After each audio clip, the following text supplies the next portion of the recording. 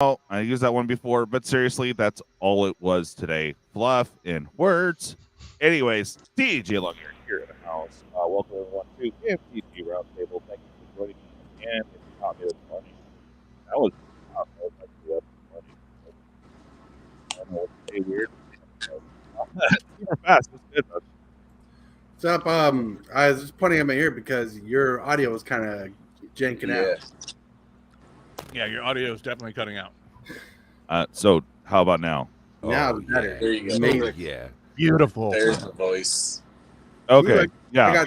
I'm so excited for tonight. I got show notes written down for me to follow so I can stay on my own line of sight. Nice. Yeah, man. All right. Cool. Today's been fun. Prime, what's good, man? How you doing? Hi. Terrific. Yeah. It's a lovely day in the neighborhood. It is so lovely. Definitely go check out those channels. Those will we got some new people joining us tonight. Really super excited about that. Dual Brain, dude, congrats, man.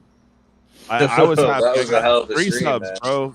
What how many subs did you get, dude? That was amazing. Today, I think I got 80 total from that stream. It was like 60 Nice. or something. Yeah, that was pretty crazy. Yeah, I was already planning on running it live because we were competing. I didn't mean to. I was just like, bro, No. Look, yeah. on an event like that, I encourage everybody to go live. You know what I mean? Like, you'll get exactly. audiences like you wouldn't get before. Yeah, no, I hear you. Don't blame me. Yeah. Well, awesome channel. It was funny. I was like halfway through. I was watching yours live, all that, and I was like kind of responding to you, but I was like, oh yeah, you're not here. Yeah, I saw. I'm just glad that it was like working somewhat. At one point, I thought you did respond to me. I'm like, whoa, dude.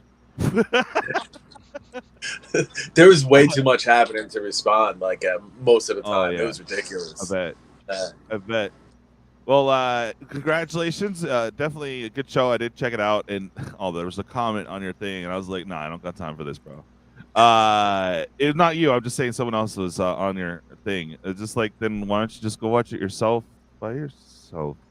Okay. Exactly. Yeah. Somebody was saying that they're like, these people talk on it, and it's like, why are you watching my live stream then? I don't understand that logic. Like, you could easily just click on the link and go listen to it. The setup wasn't that difficult. We'll get into that in just a moment. Bob, welcome back, bro. How you doing, man? Yo, not good. Yeah. Yeah. I get that same feeling. Not good. That was a very disturbing. Yeah. Fireside chat that they would have been far better served not saying a word. Yeah. Hey, we asked them to come out and talk, and they're like, okay, well, this is what we're doing.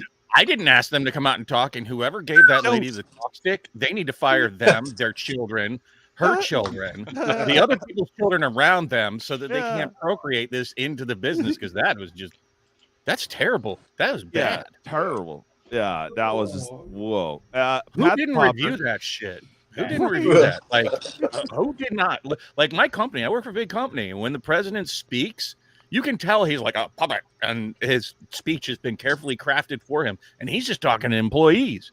These people were talking to the world, and nobody checked their script and said, whoa, that's not going to play well. That doesn't even make sense. Yeah. It was so bad. I'm flabbergasted.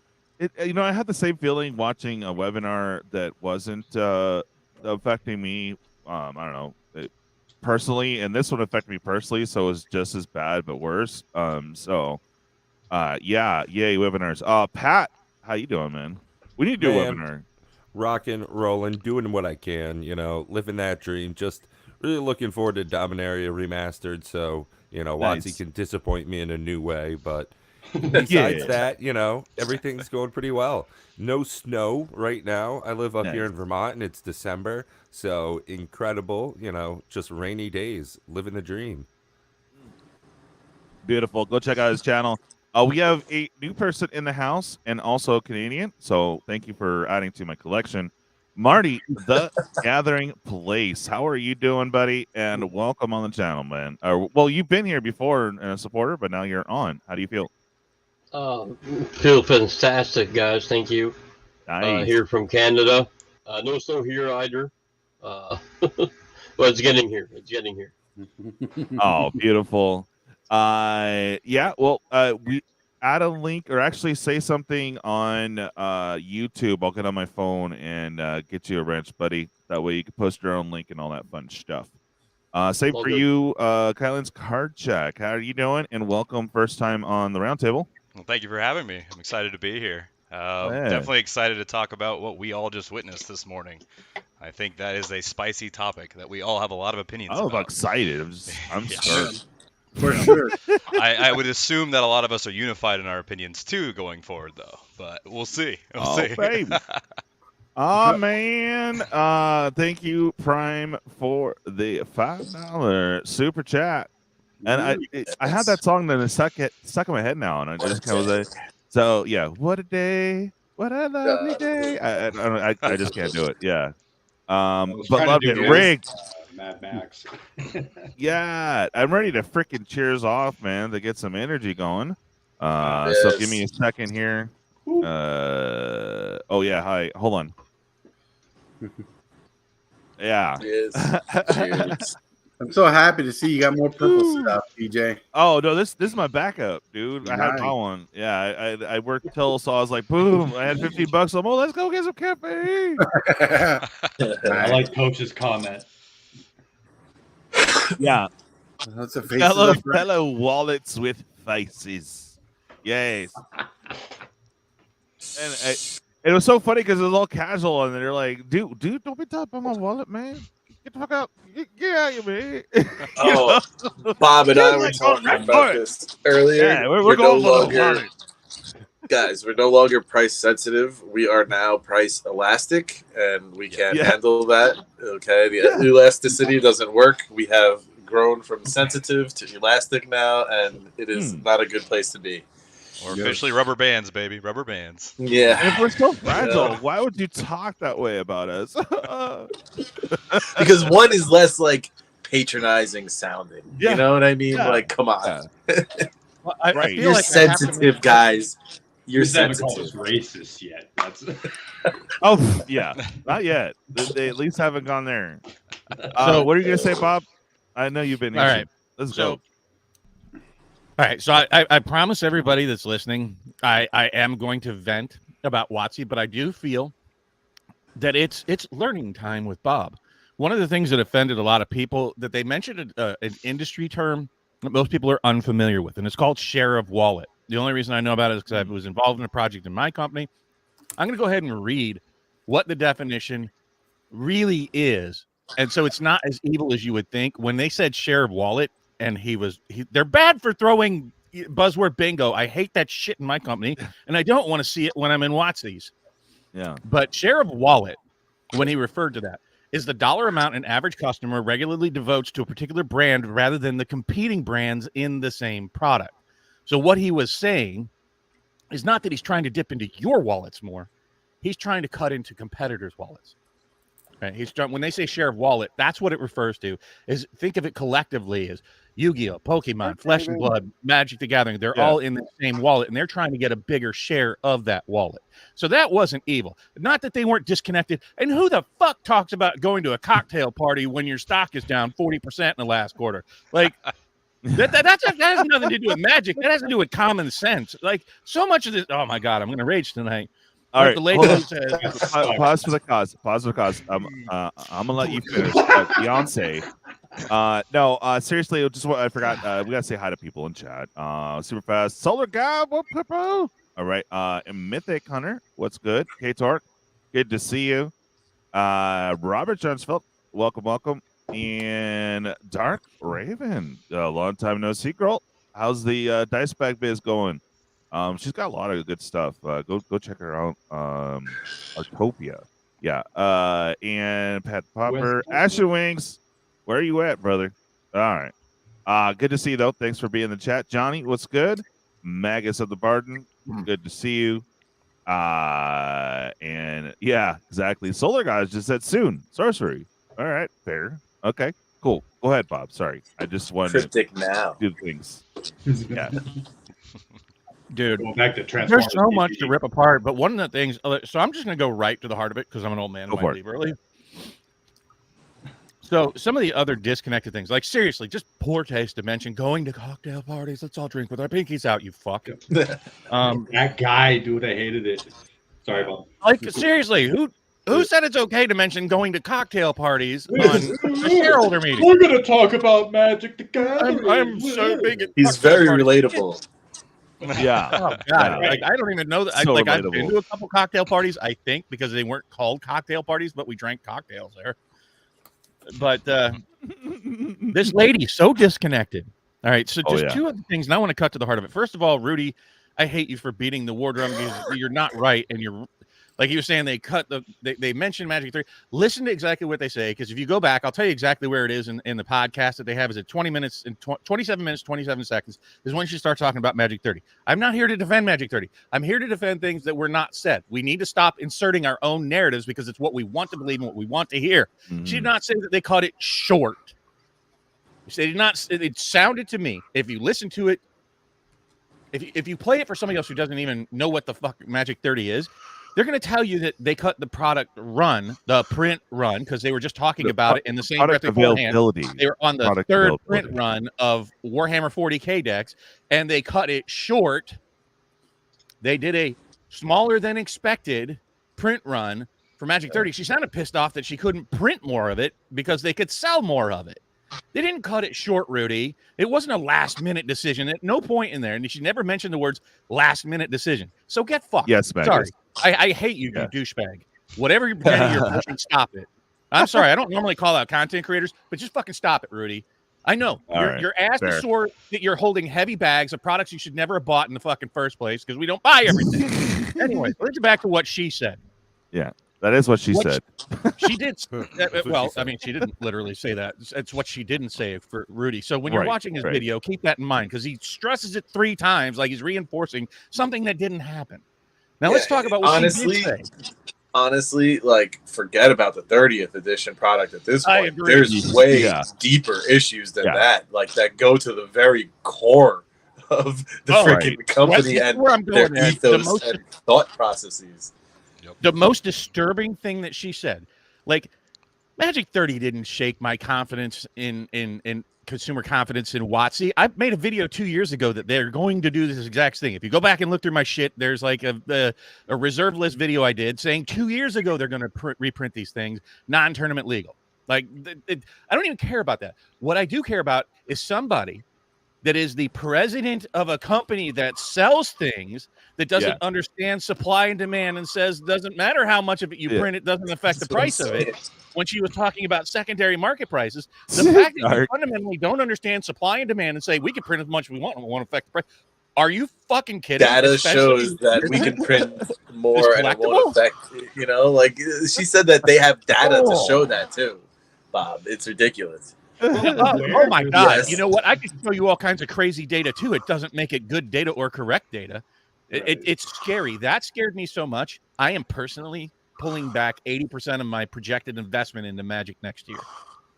Well, then she went on to talk about providing opportunity to local small businesses, to LGSs too, right after that. Right after she made that comment, she transitioned into talking about building back the community after she just insulted the secondary market. It didn't make any sense. It was a complete flip-flop.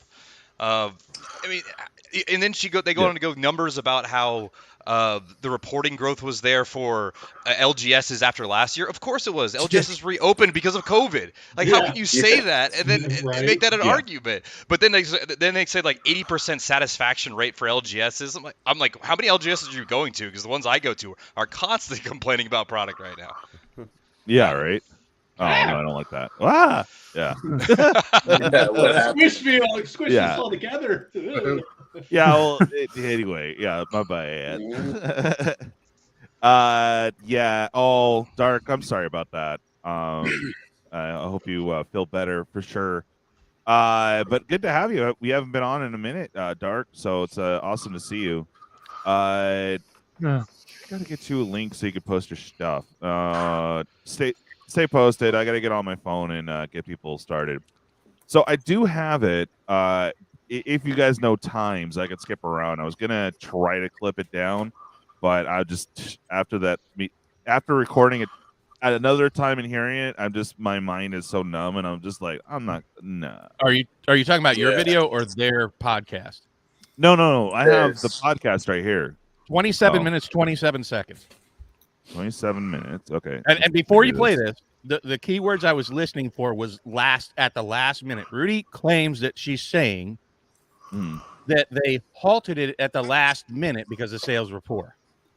Yeah. She did not say listen that. To what she actually says, though. Try to listen to it. With 27. No CEO of a company would ever admit to that, though. 27. No, which is a whole different problem with transparency. But we can dig in that in a little bit if you're going to be around. 27 and how many seconds? 27. Okay, I'll start at 22 just to be safe. Here we go. Meow. Hi, Brian. Is that something that concerns you? Hello. First and foremost, Magic is a deep and strategic game that is played in hobby stores, on kitchen tables, and online. I like it so our goal is to continue to grow that player base. And as I said previously, we print and reprint products to meet demand from our players. Magic will be our first billion-dollar brand this year. And we're growing that brand ahead of the industry and pushing the boundaries of where we can take the product. More often than not, we get that right, like our Universes Beyond product, Warhammer 40K, which is already on its third reprint due to demand. And sometimes we step back and we listen to customer feedback, like we did on our recent 30th anniversary edition, where we scaled back the expected supply to assure a great collector experience. There you go. Now, that decision might not have been great for us in the short term financially. It was definitely the right call for the long-term health of the brand, and it's good for our fans. So I want to point out what Rudy's saying. What I'm saying is Rudy is claiming that that's where they admitted that they cut the sale short. That is his evidence that they cut the sale short. At no point in there do I hear any of that verbiage. It's like that's a real stretch. That's inserting a whole lot of words that weren't there. Now, I have an opinion that she's saying we didn't print as much as we wanted to. That's what I'm TLDR, that whole segment. Yeah. That's how I would interpret that. I asked my fiance, who doesn't even know about this whole controversy, how is she interpreting this? And she says, oh, they printed a lot more of that Warhammer 40K because it's in demand, and they didn't print as much of the other one. That's exactly the word she used for me. Yeah. Funny how she said more often than not we get it right, and then she brings up Warhammer. Like, more often than not, products are like Warhammer. Get the fuck out of here. Bullshit. You know, like Bull Smurf. But wasn't Warhammer So at any rate, like, I'm all for bashing WotC. Don't get me wrong. And Ed and I, we do it all the time, and I do it with a lot of people behind the scenes. But bash them correctly for the right things, because tossing around other things and superimposing what you want to have in the narrative just cloudies the issue, right? Like saying, no offense for some people, if they say they marketed Magic 30, and it's just because it's on everybody's tongue, they marketed Magic 30 to everyone. At no point did they ever market the product to everyone. They said within the first few breaths of mentioning the product, in the first couple of minutes, that it was going to be $999. That's up to you to determine who it's marketed at. They didn't say who they were marketing it at, except for fans, new and old. Assuming that new players don't have money is also a false assumption. At any rate, we need to listen to what they're saying so that we don't keep injecting these narratives that aren't there over top of what's happening. And we need to get to the heart of the issue, something that could fix this. What would be a much more valid complaint to get behind the entire community is be more transparent, WotC. Give us the numbers. You don't want us to have these conspiracies and bullshit? Then tell us how many you printed. Tell us how many you stole. Have some transparency. It stops the conspiracy. Yeah. You know, their answers they won't do that because that's now considered privileged company information, and they can't do that. Because that'll say to Flesh and Blood and Cryptic and all these other people, oh, they're selling these many, we need to sell more. See, that's why they don't do that anymore. Interesting. I'm going to disagree with you. The automotive industry tells you how many cars they manufactured and sold. Jeans factories will tell you how many units they manufactured and sold. So many other products in the world tell you exactly how much they made and how much of it sold. so that the investors but have a good none of basis those, for 'em. none of those, Bob, have any effect on the sales. Right. You know, how many Gap jeans sell doesn't affect how many Levi jeans sell, but how many cards that WotC sells will affect how many Pokemon sell, how much Cryptic sells, how much Flesh and Blood sells. Funny enough, when Red Bull first came on the scene, what they did as a marketing scheme is they took empty cans that never had drink in it, and they went and put them in garbage cans all over LA and San Francisco. That way people would see that they were consumed. Therefore, it drove more sales. When you go by a McDonald's and it says over 5 billion burgers served, oh, people like this product. I'm supposed to like it too. If you see somebody wearing Levi's, you're probably going to buy Levi's. If that's the one that's in your town, that's where you go. That's what you get. So by having more people in the game, it drives it better. Yep. Yeah. Are you okay, Brian? Oh, I'm fine, but I just get very loud and very animated when I get, passionate about things. That's something you guys have to learn about me. Oh, that's no worries. So you were just yelling a little bit. I was making sure you were good. That's all. Can I interject or add in a thought process that I think might influence how people think? Just a little. Okay, go for it. Oh, he's trying to be an influencer now. Oh, super fast. Yeah, super fast. Not really, but this is a thought process that I kind of knew all this time, but it was very, very supplanted today. A lot of us who collect Magic cards, and a lot of us who treat Magic cards, treat it like a form of currency when it comes to trading, reselling, and whatnot. Wizards of the Coast and Hasbro do not. They sell it as product. They make out the cents. So they push it out and they sell it, and the secondary market treats it different. And I think, and what I'm getting at is in order to have this discussion right, is to realize and understand that what we take as currency in Magic cards is not currency for WotC, except for the currency we give them for the product. Okay. Does that make sense? Yeah.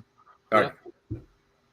Well, you guys are lucky. Can I build on super fast for just a second there? That being in mind, if WotC admitted that it is some form of currency, by printing it, they would have to admit that there is some kind of inflation. Like, you can't print. I mean, printing more and more and more money causes inflation to go up. The same type of magic inflation will happen if WotC admits that these cards are some form of currency.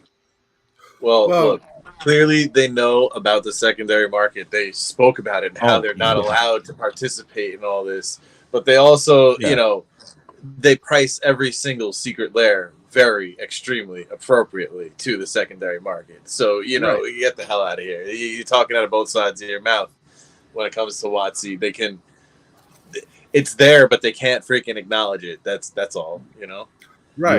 Yeah. I think that, in all honesty, and this is just I the want to tip throw of the out my iceberg. tinfoil hat theory that I threw out to super fast earlier, is that this is all a script, and they're basing it off this artificial intelligence algorithm that says this is the card sets that we're gonna release. These are the cards we're gonna reprint, and this, because they don't want to get emotionally invested in this, the selling of Magic cards. So they rely on an algorithm that tells them what cards, and they base all their answers. I don't know if you need an algorithm, bro. Like, look at that. You don't even need an algorithm for something like that. Look at Dominaria Remastered. Throwing in No Mercy and Frantic Search. Those two cards are pretty obvious paying attention to the secondary market. Right. You know what I mean? And by no means a do I computer not program can do the same thing. I can Yeah, but write what do you need a program for? You just get some fool like me back there. So you're not emotionally invested in the selling of the cards, and that's where you don't have somebody saying, "Oh my God, we're printing too much." You don't have that emotion. You just follow the business model. You just follow what the program says, and write your answers all around that. Right, but I want to stress, I'm not saying in my comment about how WotC doesn't treat the cards as currency, that they don't look at the secondary market, because obviously they do. They can't admit it, but I mean, like Duel said, look at the remastered set coming out. Some pricey cards, people are going to fish for, dig for. I can only imagine what DJ's month is going to be like when it releases and people want to get in the battle boxes. Right. Mm-hmm. Yeah, but I know also here in Canada, we have a lot of sets or editions that we don't even get at our local LGS. Really? Like the Warhammer's decks, I didn't see any in my local LGS in my area. And the only ones that did have some is the one who pre-ordered them, and that's it. Wow. Yeah. So I totally get what you guys are saying. But excuse me, Ed, you were about to say something before. Yeah, man. This is the thing is. The answers that were given to us were so profoundly wrong. It's like they understand everything that we're telling them. They're just giving us an answer so that they can continue doing what they do. You know what I mean? Like, so that they what they're going to continue to do. It wasn't even like we heard you. It was just like, well, this is what we're doing. That's what I'm saying. And so, like, the answers that they gave us was just so that they can just ignore us and continue to do that. You know what I mean? It was like, it was so, I think their answers were actually brilliantly, like, done, like, in a fucked up type of way. Like, in a way, an underhanded type of way that they just freaking got at the, I don't even know, man. I'm very disappointed in the whole thing. It's even worse than non-answers, like it's answers that just cut every hope down, She mentioned 3 times about climbing to the $1 billion brand, and clearly it's what she said over and over again: $1 billion, $1 billion, because that was the goal they were trying to hit. So clearly the push of M30, she was upset about not making more sales, stuff like that. It's really sales driven. Can I time capsule? Yeah. Go for it, Bob. So first of all, good to see you again, Kylan. I haven't seen you since Vegas. Second, Pat was about to say something, but he got kind of stomped on. So I don't know if Pat's even still there. Are you there, Pat? I wanted to hear what you had to say. I was just saying, if you're worried about the prices now, this is just the tip of the priceberg. So priceberg, love it. Get ready to rock. It's going to get a lot worse from here, and it's a fucking hobby, guys. Let's all be honest here. If you're messing around with Magic and you're worried about prices going up, stop messing around with Magic. Like, if it's not worth it, it's not worth it. Just like everything in life, don't engage in the products that you don't want to engage with. It might be all of Magic that you don't want to deal with. So don't buy anything new. There are literally 30 years of incredible cards that you can go back and enjoy. Buy singles, print stuff offline. You don't have to buy new stuff. You don't have to buy any of it. It's a great thing to go and buy stocks. They're getting cheaper and cheaper by the day. I want to say that I don't think that this was scripted at all. I think if it was scripted, they could have run it by somebody to have gotten better non-answers. But it's worse than non-answers. These were detrimental answers. Not like most of you know, I have been rather supportive of WotC and trying to be a voice of reason and calm for a very long time. This was This shook my confidence in their company so badly because they don't understand. They're so out of touch. They're talking about cocktail parties. B, they don't understand the law of supply and demand. C, they're talking out of both sides of their face. What do I mean by that? She's talking about how they print to demand a product, yet just recently in the last quarter, they released that they have an inventory problem with too much supply in their warehouses. These two things cannot exist together. One of those statements is false. And my guess is the false statement was today that they're printing appropriately, which was the subtext of what she was trying to say. And the fact that they were dodging that they should be scaling it back because these were bad answers to softball questions, folks.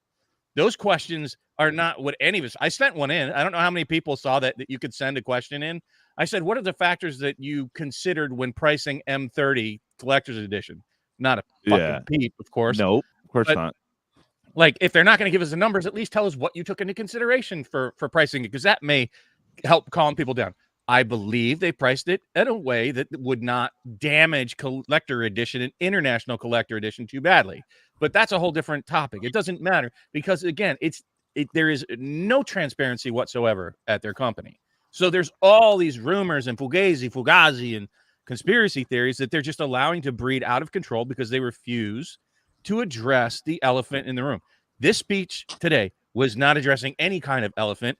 I think they were addressing stockholders, which is going to be a bad idea because that's the tail wagging the dog. Let me tell you, we're the dog, right? And we're the ones that are giving their stock any kind of value because it's 70% of their revenue in Magic the Gathering. And all they did today was damage their brand immensely. Well, look at the double downgrade article, B of A. It was from our perspective. So I don't know who the hell they were talking to today. Like, clearly, I don't know. Our perspective has been heard, and it's just been soundly smacked down for the moment. And I think they just set us up for another year of massive madness. Like, I think that's what that whole conversation was if they think they have an inventory problem now, wait till the end of next year, folks. Oh yeah, this is going to make, if it made me a rather conservative approach to the game and still buying product like I have been, if it turned me off, how many others just like me did it suddenly switch to the opposite side of the fence going, whoa,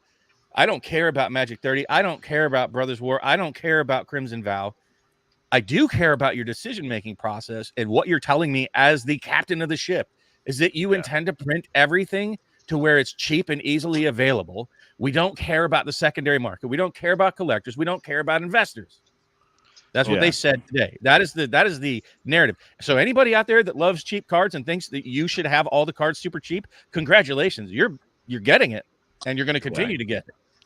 And that's bad for you too, because you're going to hate opening every pack and nothing's worth more than 18 cents. Yeah.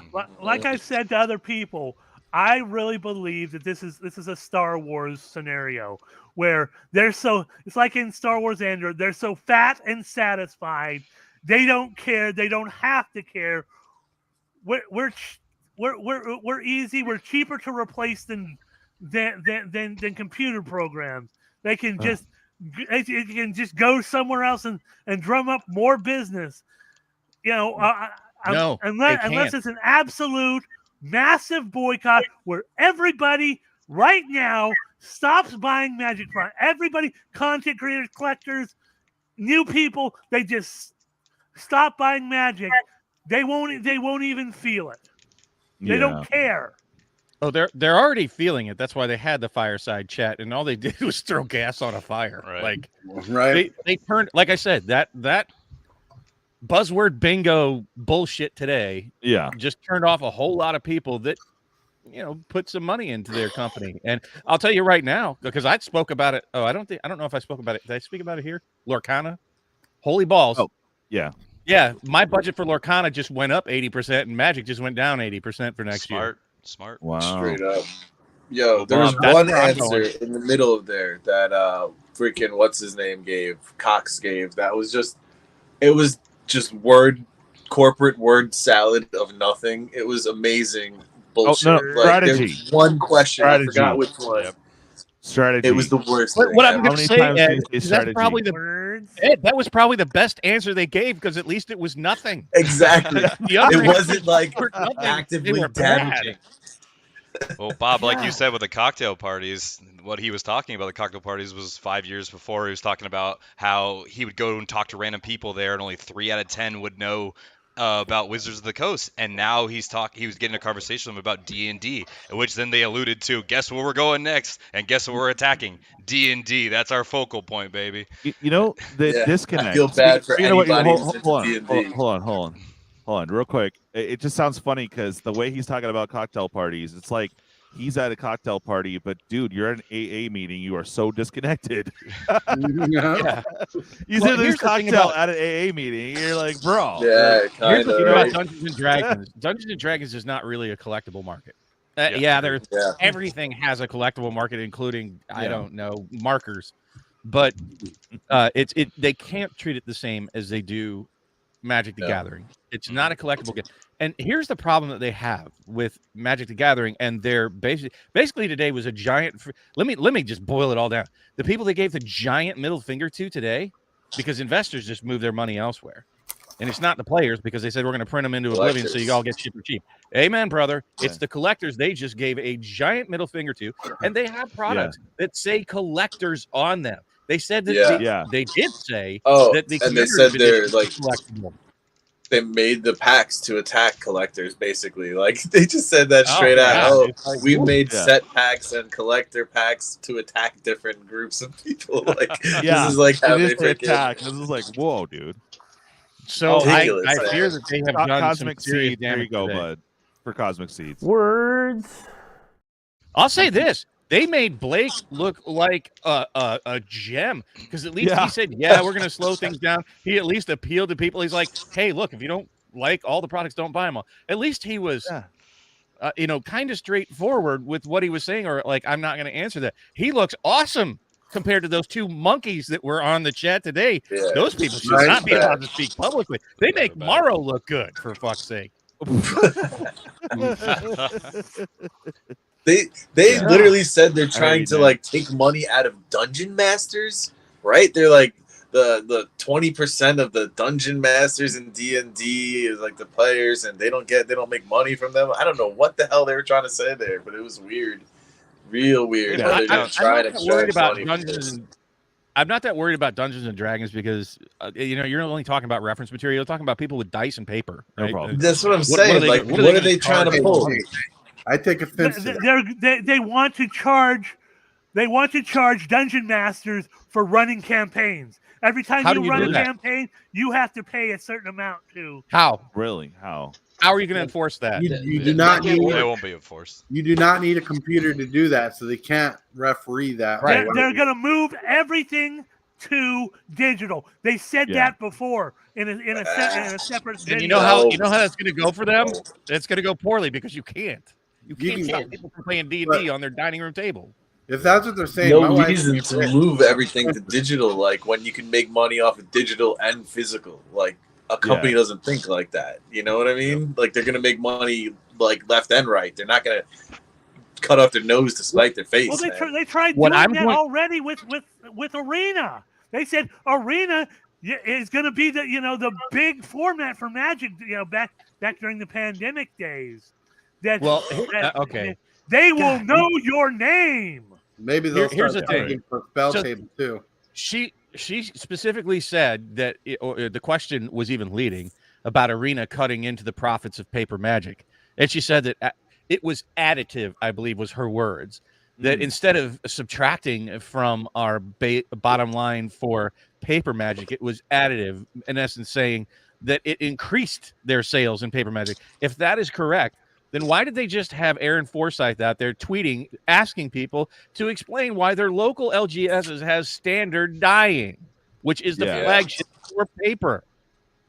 Right. Two of these things are not. So much of what she said was just logically inconsistent, or at least inconsistent with what they're saying from different segments of their own company. But that's bad. That's a bad sign, folks. I don't know how else to put it. And as far as charging for D&D, they can get fucked. It's not. I play D&D. I even collect D&D stuff, believe it or not. I went a couple of years ago and rebought the old Dungeon Master Guide and Player's Handbook I had, back from 1983. Nice. And Cool. they're sitting up in display on my house. But you can't stop a game like D&D by trying to charge for it. It's either a misunderstanding of what the product is that they have, right? And how are they going to monetize it more unless they're going to break out a whole lot more product lines and invent it in a different way and have a true crossover with D&D and Magic, which they have this sort of new amalgamation between cards, and so you have to have the cards and play some cards of Magic during your D&D campaign, which is what I was envisioning they were going to try to do. Try to reinvent these things, but it doesn't sound like what they're going to do. It sounds like they're going to just charge more money for it. And most stores I know have stopped carrying D&D products because they said there's no profit. Mm-hmm. Yeah. Well, I mean, so how are they going to get their like money when you from first D&D? start, you buy the stuff and then you're done. I mean, that's what I'm saying. How are they going to attack D&D? It doesn't make any sense. Raise the price, charge for D&D 1, which my daughter who runs campaigns is like, it's garbage. Like, good job, Roll20. I mean, unless you get a lawsuit that makes you cease and desist, that's it's a nonsensical statement with no fact, no transparency to back up her claims. So what are they going to, like you said, what are they going to do? That's the biggest problem. None of us know what the hell's going on at WotC because they say words and they don't mean anything. I just picture them walking to random people's houses and shutting it down like they did to the proxy websites. Like, you can't do this anymore. $5. Yeah. There's a tax on this. Yeah. Inflation is up. Well, let me WotC stormtroopers. Let me give you a perspective that I had today. It's my girl. Here's a perspective I had today. Back in the day when I started in 2005, which is not the oldest player in terms of years coming in, but back in the day, WotC used to treat you well. Like their pre-release cards are nuts. They'd do special things for the pre-release, like more than they do today, like in value too. But today, when they started talking about the player base, they started talking to us that they started talking about us like how they want to learn. They're looking into our habitual behaviors and our spending habits compared to how they used to treat us. And that goes into that wallet comment that was made a while ago. And you Alexa is listening. I'll be honest, I just really want to hear you say back in my day. Yeah, really. Because that was my highlight. I mean, I hate to be the rain. Wow. But hey, honestly, Jake and Joel, welcome. But check that out. We're changing the channel to Jake and Joel Aren't Magic. Yeah, right. Oh my God. I don't know. I've nice got a one, guys. dissenting opinion here is that, I started playing when I was in high school, which is, you couldn't tell by my grades, was quite a while ago. And I don't know if WotC ever really cared about the players of Magic the Gathering other than an audience to sell to. Yeah, don't get me wrong. I think the people that started it was one thing, but the company, the conglomeration that they've turned into, it started being publicly traded. And the purpose was to get more people to play. Well, the evolution is different. Right. I don't know if having a championship series was so that they could give out to the best player of Magic a prize. I think it was so that they could get more eyes on it. It makes sense for a company to want to make money. It does. And who do they make money off of? People that don't buy their product? No, they make money off of people who do buy their product. And if all they do is give us exactly what we want, we'll never get what we really need. Don't get me wrong. I'm not here chilling for WotC. They're a company just like any other one. But I've got Magic cards sitting here, there, and over at the other place too. So I enjoy what they do, but not how they're doing it lately. And like we saw here in the comment section, what I think a lot of people are feeling is it's probably best if they had just not said anything today.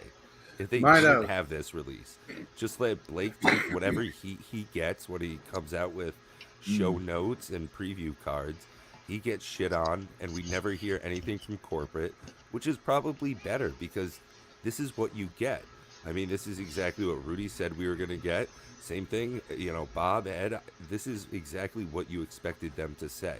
if we heard anything from him today, right? I mean, actually, no, it's worse. I expected fluff. These were bad answers. This was so bad. Yes, it was damaging. Yeah, exactly. I thought it'd be more. I didn't fluffy. expect negative. I expected zero. Zero content, just fluffery bullshit. Yeah. I didn't expect Air whoa. hugs. If I could make an observation, and I had said this a couple years ago, I think I might have even said it on a video. I don't know. I'm old. I forget shit. Probably here too. But I probably did say here, and I warned about this a couple years ago that they're going to make decisions, and I believe that they have, based on current market trends from a complete black swan anomaly, which happened during the COVID run-up, and you see this massive spike in sales. And honestly, as much as I think the guy's a douchebag, their success over the last 3 years has nothing to do with Magic, and it has a lot more to do with, what was his name? Jake Paul, the guy that made Pokemon a sensation and caused people to suddenly start paying attention to collectibles. So they started building their business models. Fuck, this lady wasn't even the president until this year. So they're building a model based off of bad data, right? They're driving the company off of false numbers. They didn't take into account that we have this graph that looks like this, and if you look at most cards, right? I'm going the wrong direction.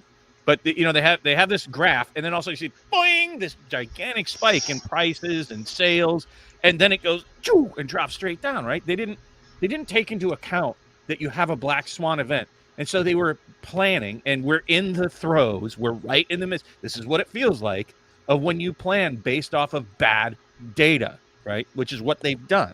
They're looking at an aggregate. She kept talking about, well, if you look at an aggregate, I don't want to look at an aggregate, lady. I want to see specifics. Secondly, you're only talking about a period of time that's the last 3 years, which is an anomaly for the 30 years of Magic's history.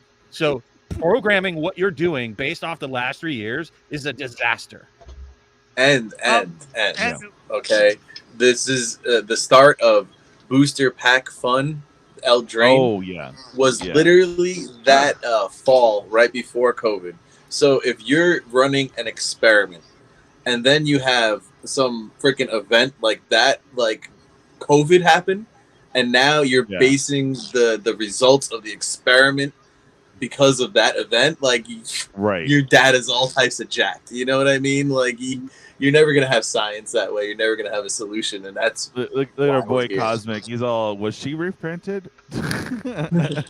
What I know is that they have planned these sets 2-3 years in advance, and I've said this on videos before, is that they plan these videos.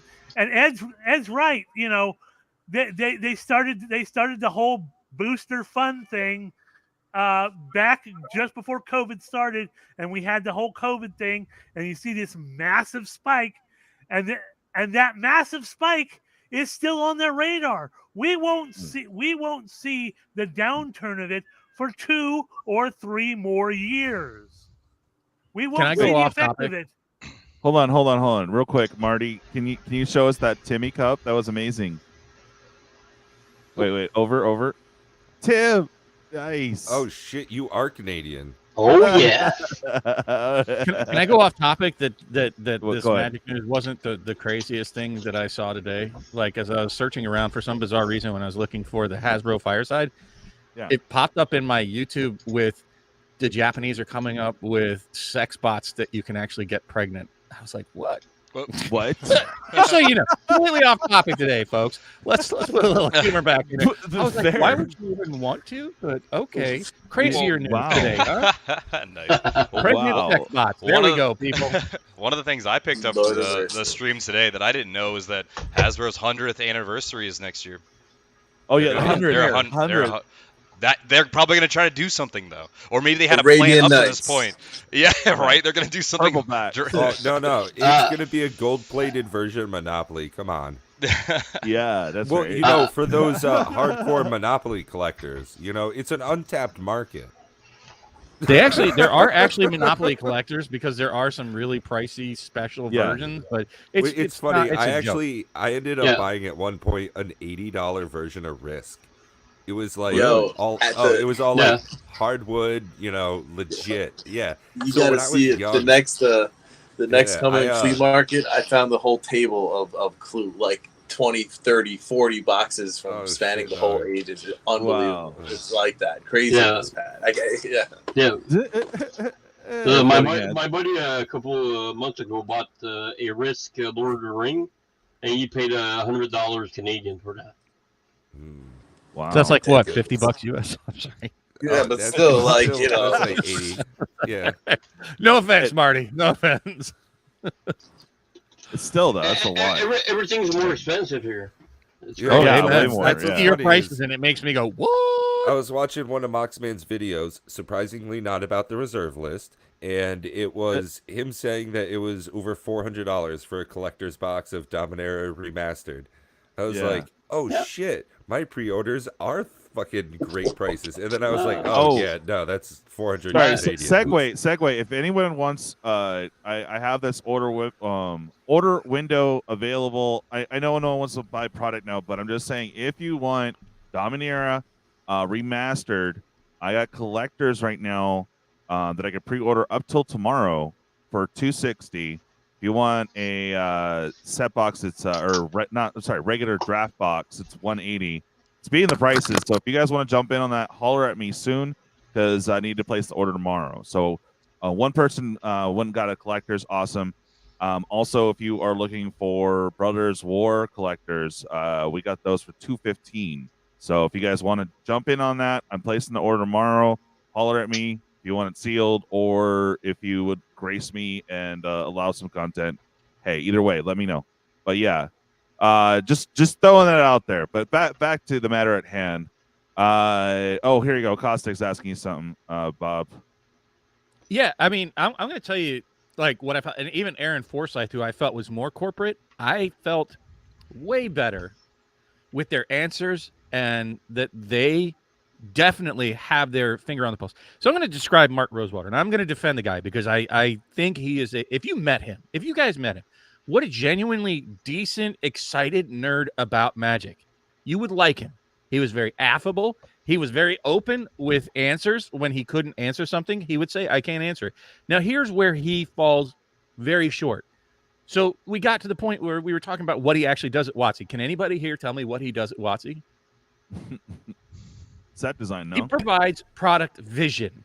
Like, that's a fluff title if I've ever heard one. But they let him come into meetings and talk about, hey, what if we glued a horse onto the butt of a cow and, then we mixed it with a gear and made an unset?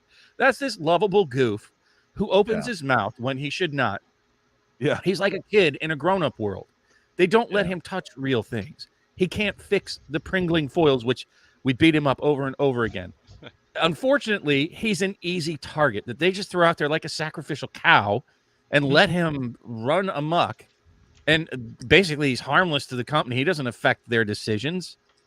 Bob, so he's just a face that people beat up. And he's actually pretty smart. Speaking of sacrificial cows, I got this chick coming over in like 15 minutes. So I got to... nice. Yeah.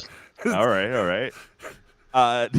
Get it, Pat. No, what I was going to say, though, is I don't remember the line exactly, but let's go back to Office Space. He's like, what do you do here? He's like, I take the order from the customer and I bring it to the engineers. What don't you get? Like, well, I'm good with people. They can just go directly to the engineers. Yeah, it's like, no, you don't understand. Engineers don't do customers. I take the order and bring it to the engineers. He's like, well, they just can go straight to the engineer. Floating hands put it most succinctly there. Yeah. Morrow talks because you guys ask him questions and he's not supposed to answer. Yep. Yeah. And people take his answers too seriously. The whole spirit of the reserve list was him speaking out of pocket. That's all. Yeah. I have a new target. If you guys want a hate ball target, it's I don't even know her last name. Catherine, what's her fuck from today? It's Catherine. It's Cynthia Williams. Cynthia, there you go. That's the person you need to be tossing arrows and slings and boulders and flaming piles of poop at. Oh my god, she's clearly has tea. And making them I think she has tea with Kathleen Kennedy, but that's a topic. Oh my god, don't get me started. Yeah, she clearly does not understand collectors or anybody who wants, their cardboard to have any type of value beyond a nickel. She has no idea. Yeah. It's ridiculous. I didn't she realize sees it how as like They can't dice acknowledge or something. collectors, because if they acknowledge collectors, they have to acknowledge the secondary market. Right. And look, Which I'll- it's so funny. Like within like No, barely a you don't couple have to do seconds, that. they acknowledged, and then they said well, we don't acknowledge the secondary. Oh, but we have to do this to it's like, whoa, dude, you're talking circles. Look, Yeah, Chris I Koch mean- was also super disconnected, not knowledgeable about his market at all. Like both of them today, like, whew. Is there like somebody else? Is there an adult in the room that can tell them to stop talking? Because Yeah, she read. Yeah, that but that's prompt what I'm pretty horribly. saying. Their answers were so bad that it's like it's like you knew the right answer, but you chose to say the opposite. That's how specifically bad the answers were. Like, and they didn't even say a non-answer. Like a non-answer would be better. Like, that's No, something that exactly. we're looking at, and You gave we're going to the continue to wrong monitor. answer. Yeah. They had We'll some continue funny to monitor that and make statistics, adjustments accordingly. Like that's a non-answer they could have given that would have at least been an answer, but instead they're like, "Oh no, reprinting shit doesn't hurt anything." Wow. They should do it like Yu-Gi-Oh. You release your first edition stuff, and then reprint stuff that's worthless. Yeah, no, they have first edition, and yeah, exactly. I think not that I know anything, but I'm just saying that they did that with Flesh and Blood, right? So they had Flesh the and first Blood edition. does something pretty Yeah. similar with Right. first edition. They I- did, I- and it didn't work, and so they said, Yeah. "Oops." Yep, I they've, played actually Yu-Gi-Oh moved for away like from it. from the start till when I think the 10th set came out, but I kept everything first edition, and I was telling that to a DJ not too long ago on Facebook that I sold everything out. I got almost 10K. Yeah, yeah. Here's the problem, and I love that you brought that up, Marty. And this is just like my own little personal pet peeve. Let me clarify. This is my personal opinion, folks.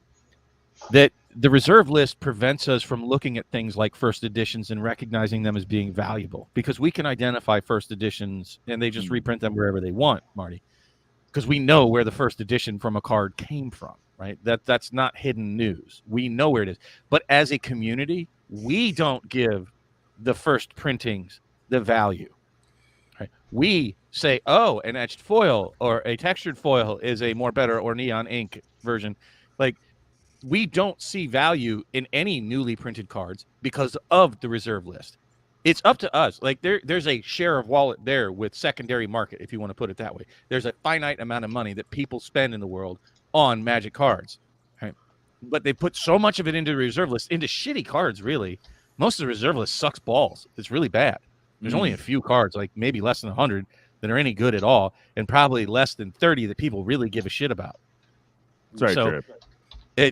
Because look, Power 9, I hate to say it, they're terrible. You can't play them anywhere. Who the fuck plays? What format are they even in anymore? Like, Yeah. Legacy. Yeah. Like, okay. Power So again, how many people here even play that format? How many people in the world play it besides Rudy and his buddies? Like, not very many. Oh, yeah, and there's I don't also want to play it. 40. The only reserve list cards that truly matter, and here's a hot take, are the dual lands. Period. They're the ones that really matter. Yeah. You know, maybe Gaia's Cradle, but most people don't even play Gaia's Cradle, even if they could. They don't proxy it. You rarely see it hit the table. It's in so few decks, but dual lands are in every damn deck, so they're the only ones that really matter.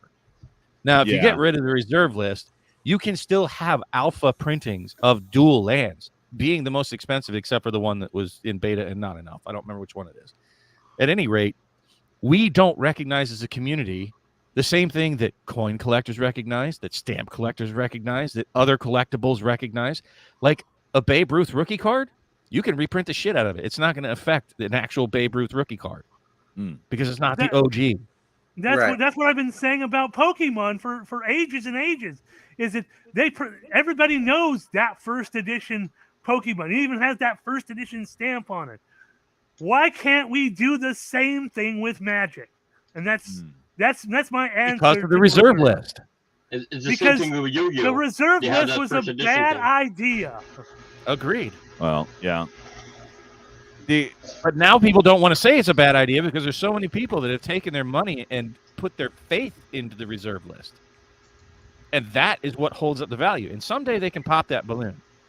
It's And they true. can print those. They can walk right through that reserve list. Talk to lawyers. It's going to be, I don't want to get into that tonight, but let's say that if they do reprint those, that's going to be a bad day for a lot of people out there because they put all their faith in that.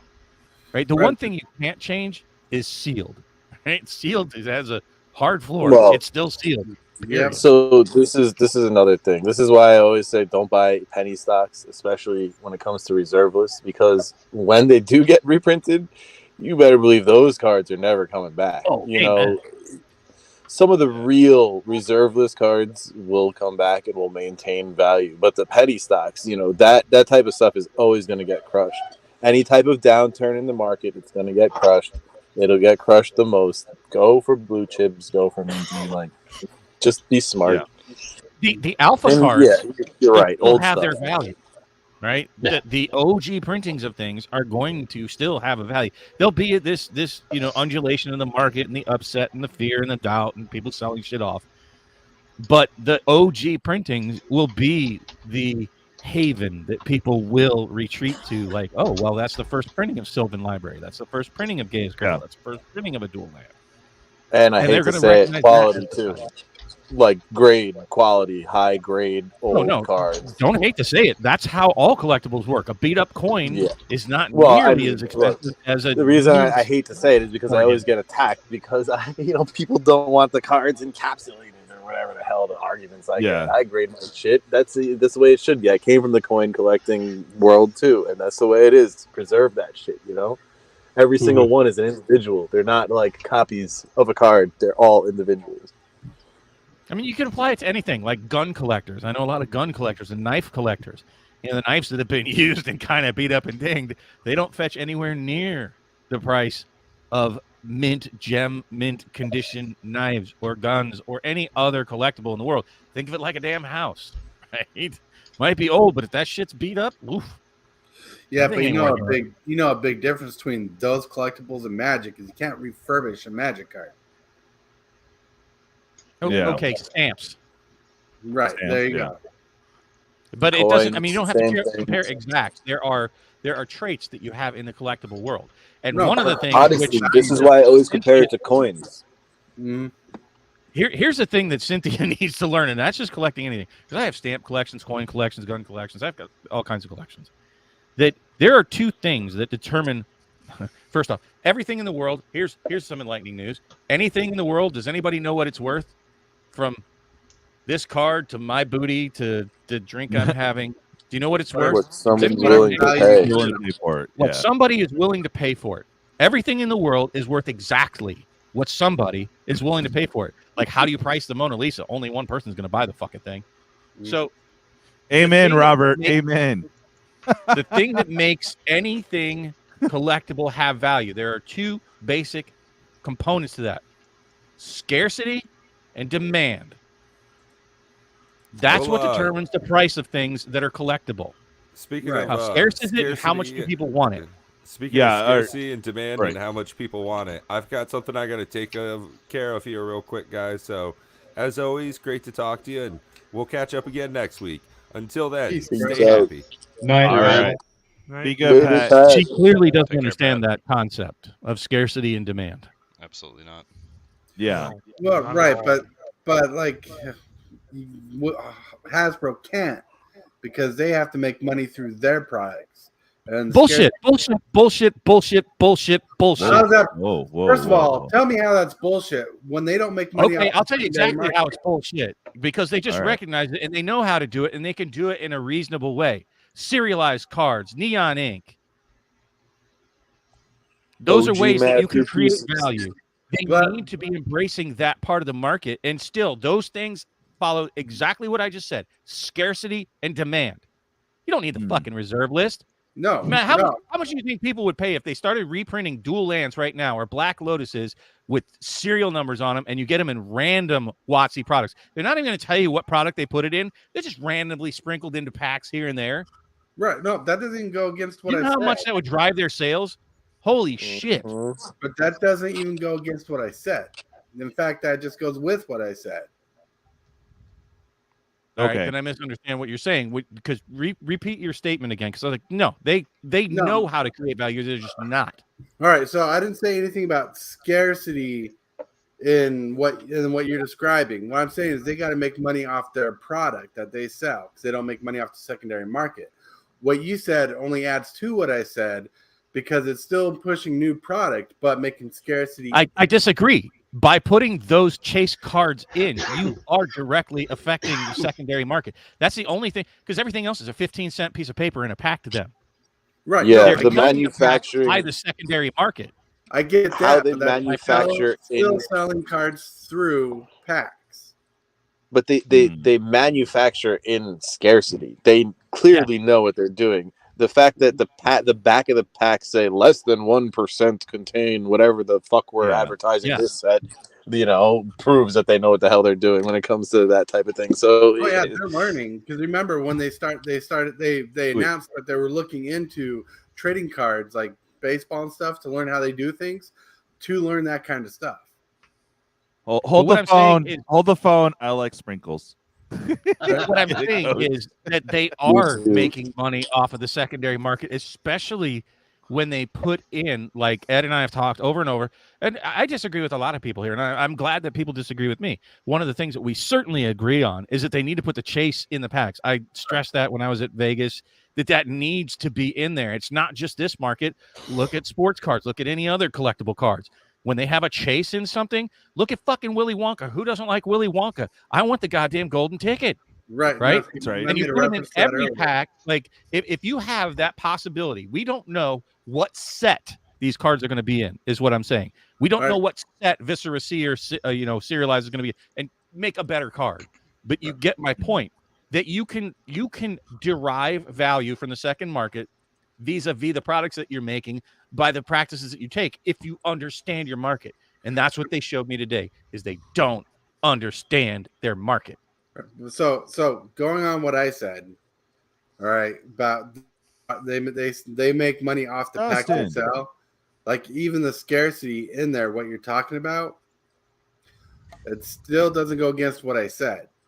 Because I'm not saying they don't understand the scarcity, because you're talking about they don't make money off the secondary market like they do. They don't make direct money off secondary market, if that's what you're saying. That is my point. Okay. Well, I mean, there are two different things to say they don't directly sell to the secondary market and that they don't make money off the secondary market. They clearly make money off the secondary market. Brody, I saw you. Where are you at? I thought I said they don't make profit off the secondary market. But they do make profit off the secondary market. It's just vis-a-vis the packs. Those make the sellers sell off secondary market. Therefore, they buy more product. So they're making the money off the secondary market. It's just vis-a-vis a middleman. Actually, like lots of middlemen, but they don't make it directly off of the secondary market.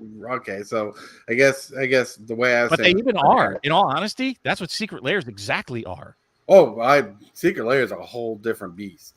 Like, they're basically selling cards that were 15 cents a piece when they first put them out in packs, and they're selling them for $40 a pop. It's like, that is exactly what you do to make money off. That's how you make. It's direct to market. There's no middlemen. It's directly from Watson. Right. So that there is a whole different beast.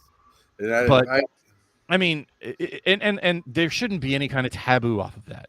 The secondary market. There really shouldn't be. They just need to navigate the ship in a more intelligent fashion that is more in tune with the actual buying public, rather than some shareholders or some fugazi numbers in aggregate. What's crazy is they have an audience that's hungry to give them their feedback. Who wouldn't love to have an open forum where we can?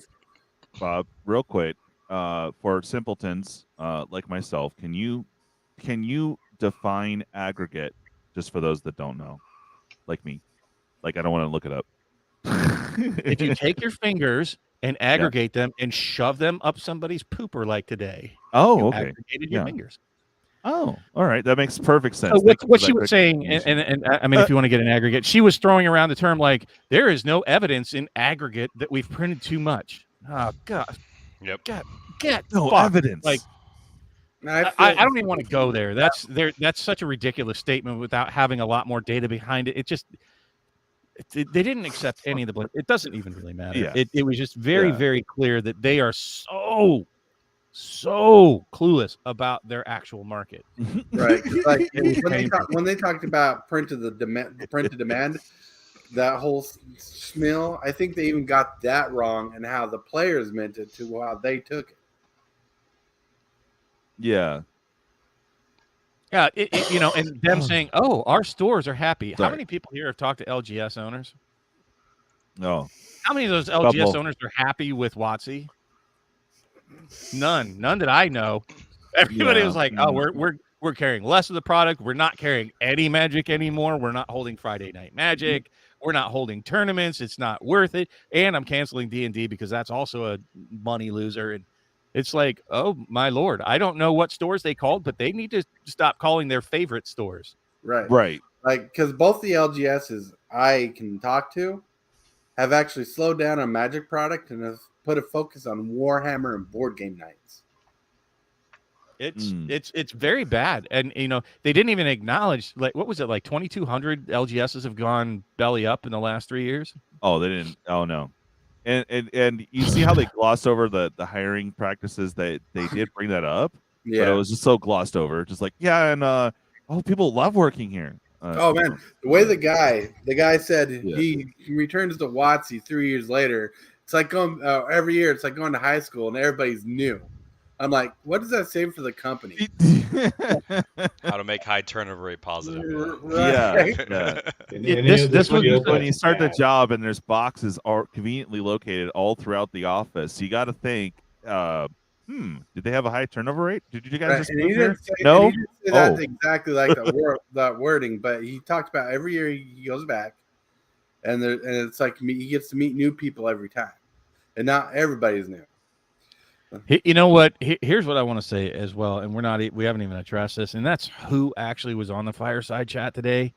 Yeah, it's so damning and it's so damaging that they had the leader of WotC and the leader of Hasbro, the one saying this. They really needed to throw Mark Rosewater out there and Dr. Blake or some other fluffle schnutz that we don't know about to like say this bullshit, and it would have been less damaging. But to have the actual leaders saying these actual words come out of their mouths was just devastating. Like, I'm not optimistic about WotC's future for the next. Well, I don't think. Let me say this though. I agree with that. I don't think you can kill the Discord, bud. I do not believe you can kill Magic. I don't.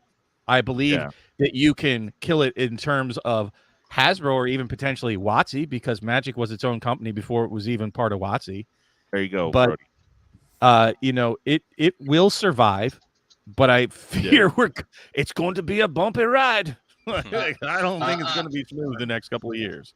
I'm not surprised. I'm not surprised if even from now to the next 5 years that they start reprinting like reverse shit and just like drag it down and so much that it's got pissed off everybody even worse. Yeah. There's going to be a degree of flailing for sure. There's no doubt in that. Yeah, that's why I said there's going to be a bumpy ride. Can I interject another, Andorism? In Andor, the two Imperials, at Aldani were talking about how the Aldani were coming to see the event, the Eye, and they created these little inns and stuff along the way, so there'd be less and less people coming to see the event, and that's what I believe is what Hasbro's doing is they're throwing these little things out there, like all these good cards that you get in Dominaria Remastered, these super secret layers, the serialized cards. So it's these little bones to distract you from where they're really going with things that they don't know shit about shit. Aw, thank you, Prime, for that super chat. Woo woo. Woo. Crazy night, folks. Yeah, no, see, we folks. Yeah, exactly. Ed. Yeah, exactly. Ed. Yeah. Sorry. Yeah. I'm just like, I'm reading the comments or all over the place. Woo, Coral. Yes. Coral. Oh my God. Why not? Coral! Brody. Classic. Brody. Can you hear me all right today? Yeah. Brody, I need a hug. Oh, dude. Brody's been texting me. Brody knows I've been fired up all day, and he texted me, and he's like, "We'll get through this, buddy." Yeah, can I just jump in here? I got to say first, thank you to each and every one of you. This whole event has brought us all closer together. Yeah. That's the only silver lining I can sort of find, you know? Yeah. Yeah. It was like therapy today. Yeah. The live stream. It really was. You know they've done something good when they've been able to significantly change my mind. Yeah. Yeah, that's true. I was like, I felt bad for you during the live stream. I'm like, Bob, for you to say this, damn, that's freaking devastating. I cried inside. I got. I had to take a nap before the show. I'll be honest. I took a 2-hour nap before the show. I was like, I'm not. Yeah. She's like, you need to go on the show. I'm like, I'm not going on the show. That was like a depression nap, bro. I was just like, I'm taking a nap. I powered down. I did, guys. It was Transformer. And I went to fucking sleep for a little while. I was like, I can't handle this. I had to too. I had to. Yeah. Took a small nap. Okay. That was a shared trauma. Good to see you, man. Yeah, because normally I wouldn't want to talk about anything like this on my channel, and I went live about it. It was weird. Well, I mean, really quick, I want to appreciate MTG Gamingbob coming on there because he really helped me put thoughts together. Dude, Yeah, I'm there to rip apart anybody, anytime. Yeah. Hey, no, I mean, I think that it's healthy to have discussions and debates. And what's crazy is I don't think any of us are debating what happened, other than Rudy injecting words that they didn't say. I take exception to that because they gave us enough. You don't have to invent anything, Rudy. The words that they said were damning enough on their own. You don't have to go inventing words that they didn't say. Yeah, I don't know was what really about. Yeah, no, it was interesting though. Watching it live, and I just love the comment earlier, Dual Brain, that he had his comment, and I'm still like scratching my head on it. Like, we didn't come here for you, we came here for Hasbro. I'm like, what are you coming to his channel then? Like, what? What? There was a troll in my comments, and they and I barely spoke over the thing. You know what I mean? Yeah, like, same. I really let it just play and like nodded and expressions and stuff like that to kind of say what I wanted to say. You know what I mean? I missed that. This bitch had shit to say in my comments, like I'm talking over the whole fucking thing. It was ridiculous. Yeah. Ed, don't feed the trolls, Ed. Don't feed the trolls. I didn't say nothing to him. I just was like, "Oh my god, why would you even come to a live stream? It's so ridiculous." At least your boy, what's his face, wasn't there, so at least you didn't have to deal with that. Oh man, depression, freaking beating his wife in my freaking comments. Yeah. Oh, and now Christ. Oh god. Anyway, I'm gonna say this. I'm gonna say this about Rudy. Like, stop bashing on Magic 30. Fine. If you guys don't like Magic 30, time will tell how that thing does. Don't be worried about Magic 30. Be worried about all of it. That's what today impacted. It didn't impact Magic 30. Yeah. Magic 30 is a tiny picture of the whole horrible image. So bad. That's what I'm saying. Don't be mad about that and stop beating that war drum, dude. You need to be mad about the direction that they're going. Yeah. You know what it was like? It's like watching a freight train wreck. They're all slow and shit, but they can't stop, so they just keep on piling it up more and more, just slowly falling on each other. That's what that was like. You want to know something that's true, but kind of funny? You know what I heard in my head the entire time? Like, that Tom Petty song "Free Falling" was just the whole time they were talking. Like, oh my god, that's all that was playing in my head. I'm like, oh shit. That is funny. They're in free fall. This is bad. Yeah, I was hearing REM. It's the end of the world. Yeah, it's the end of the world as we know it. Yeah, like if somebody could have given him a sheet of all the stuff you make points, do not touch on these points. Like these are the sensitive issues. Right. It's like they failed to read it, or get the handoff. Right? I think it's worse than that. I think it's worse than that, Brody. I mean, who cares if they touched him? The answers that they gave were just like they actively explosively pooped on bad. It was like it's like a poop bomb, like explosive diarrhea. It's like, oh shit, that went badly. You know, I feel like I like this. Is what I feel like. I feel like this. When in '96, when Hasbro bought Wizards of the Coast, like you gotta think about it, right? You got like this little Seattle-based West Coast company. I think it was '96.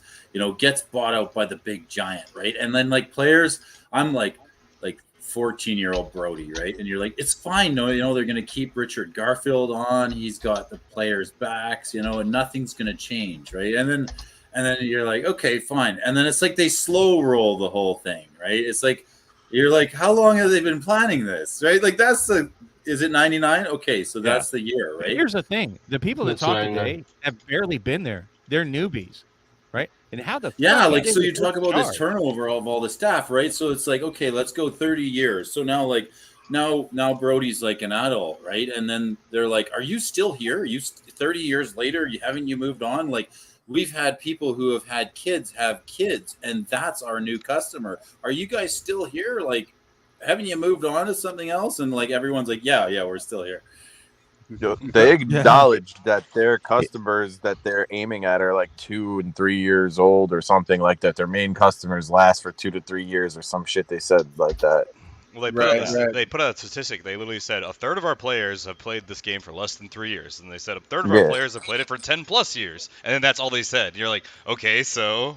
Well, they also said the average player. They said the average player was 30 years old, and yeah.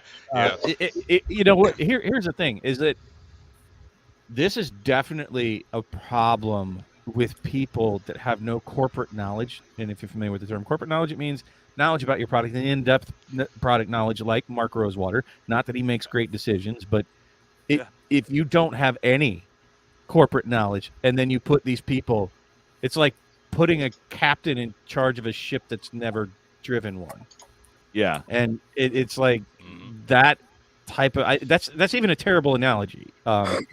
Well, I mean, we've all kind of been there. Like, let's look at like our own past employment experiences. I think we've all probably worked places where you were good at what you did, and you might have done more of your share of the lifting because you cared about the place that you worked at, and then like over time, those people move on, right? So now who's running the place, right? Is it even the same, character of people? They came from Microsoft. Like, how the hell does that qualify them to run a TCG?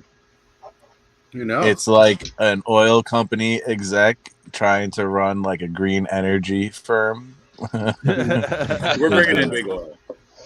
Well, it's like saying, "Oh, I know how to manage a company because I've managed Piggly Wiggly for 40 years, so now I'm going to run a brothel." Like, yeah, or that new manager that steps in and is like, "Hey, Brody, guess what? You're reporting to me now."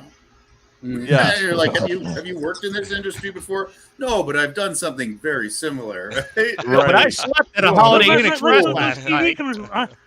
I've watched crime dramas. You've seen those commercials where it's like the Tubi TV where they got this guy coming in and the house is all collapsed and says, "Oh, I've watched all these home improvement shows." And that's basically what Bob is talking about. Duct tape. The sticky kind. Yeah. It's just, God, DJ, if you have that clip that I sent you, that meme of the reporter that I sent you in Discord, like that was what happened today. Holy shit. Wait. When was this? I sent it to you in Discord. I haven't sent you hardly anything. You should know. It was that when you said, yeah. No, I didn't get a chance to clip that. No. What was it? It's the reporter lady that gets knocked over by a fish. Yeah, the classic meme. Yeah. That's what happened today. Like totally unexpected and made me cry instead of laugh. Yeah, it would be great. Oh, I didn't hear that. Since they didn't have video, it'd be great to hear that fish slap sound. That would have been amazing. They're all corporate babble. You know, but even just buzzword bingo would have been better than this because they gave answers that truly showed the lack of any kind of expertise or knowledge. It was a hard watch. Well, it was it bad, sounded like they were comfortable talking to each other in the way they did and the way they felt. Yeah. And you know what that means? You know what that means to me? Now I'm gonna like just totally tinfoil hat and like throw my own narrative in here. That means these people are fucking surrounded by yes men. Probably. No, everybody's afraid to tell them, "Ooh, that's bad."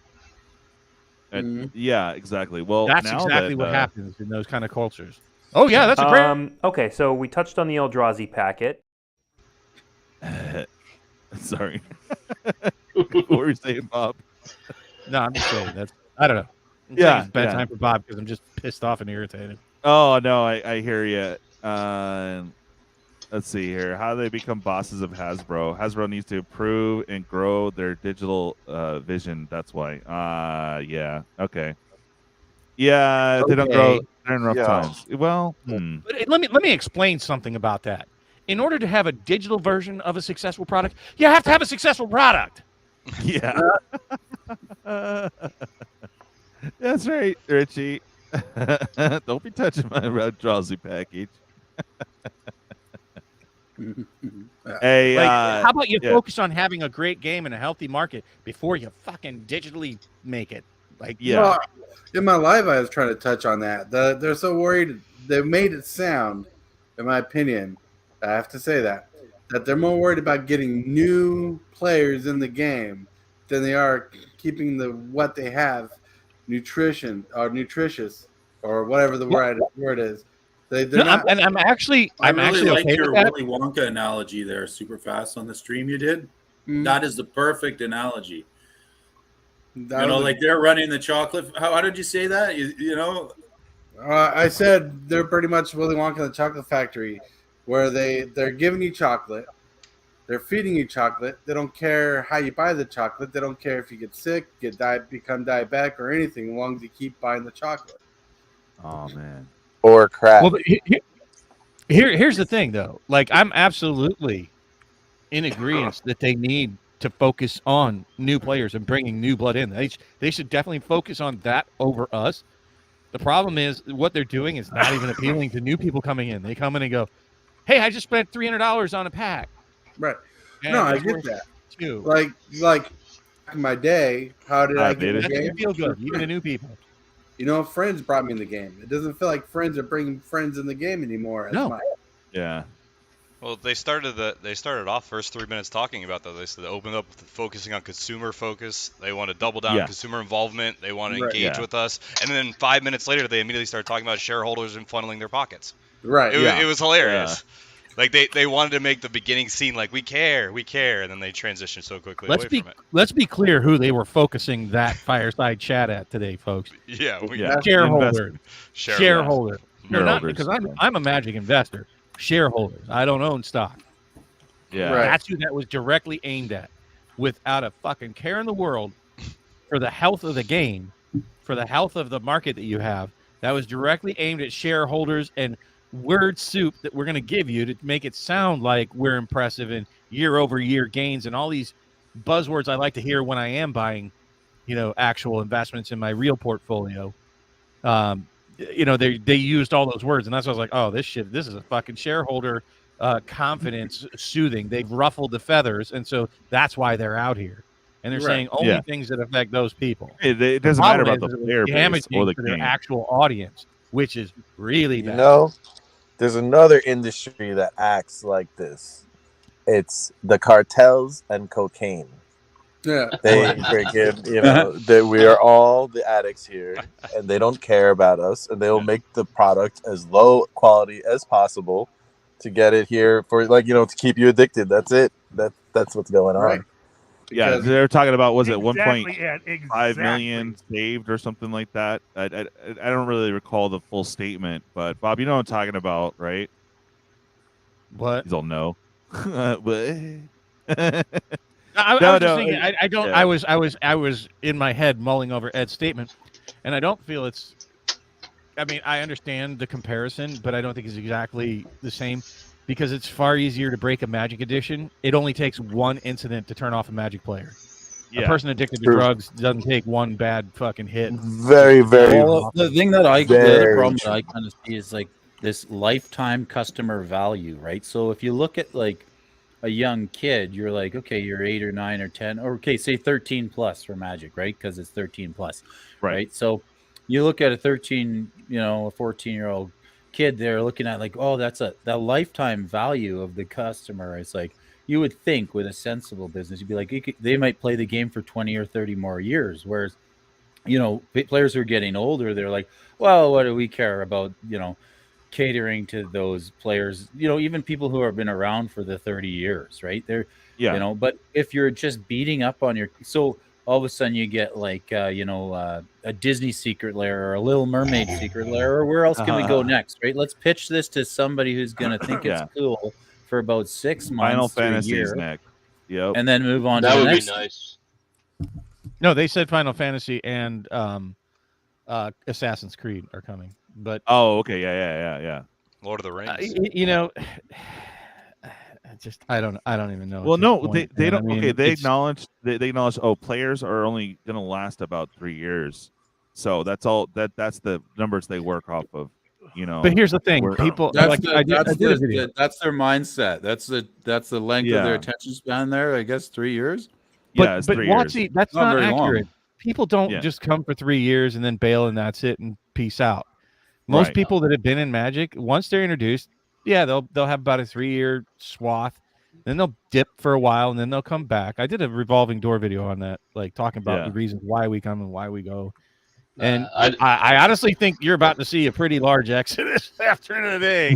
I mean, I think you're going to see. Here's a prediction, and you know, prove me wrong. Over the coming 2 to 3 months, you're going to see a dip in prices. You're going to see a lot more availability of people selling off their collections, of people selling off sealed. I think you're going to see a lot of nervous Nellies out there. A lot of opportunities for people who want to stick with the game. If they didn't have paper hands before, there's going to be a lot of them now. I even consider. You know what I did? You want to know what I did right after I got off? Happy birthday, girl! Stream? I opened some products. Did you? Oh wow! Sure wow, that's saying something. Holy crap! What'd you open? That's saying a lot. Brothers War. The what? Oh, Brothers War. Brothers War. Yeah. Hey man, I'm a collector, but you know I mainly buy stuff for the game, like pieces that I need for the game. You know, that's yeah. You know, there's a lot of stuff in Brothers War that I still need. A lot of artifacts to make my Necrons even more scarier. So you know, there's stuff in Dominaria Remastered that's pretty sweet that you know I kind of want to pick up. So again, as they say, you know, only buy the products that you want. If you guys want the product, go ahead, buy it. We're not going to shame you for it. It's just, you know, we need to take a stand as a whole, and we have. They actually acknowledged it, didn't give us anything really in their fireside chat, but they actually had to come out and say something. And they didn't say shit. They said the exact opposite, made everything worse. It's just like, God. Oh, sales peaked already for Magic the Gathering. Really? Okay. So, what I wanted to stress a little, this Richie. Yeah. Oh, hold on. What? Okay. What I have in my hand is my cube. Oh, your cube. Yeah. Yeah. Right. This is the collection of cards I favor most for the Magic that I can afford and get. Yeah. If I decide to quit Magic, I still have this. I don't need WotC to enjoy Magic anymore because I can draft this cube how many times I want. Right. And I bring that up because if, like what Bob says, if he gives up, he doesn't have to sell his collection. He can play with whatever the fuck he wants. Excuse my language. Yeah. You know?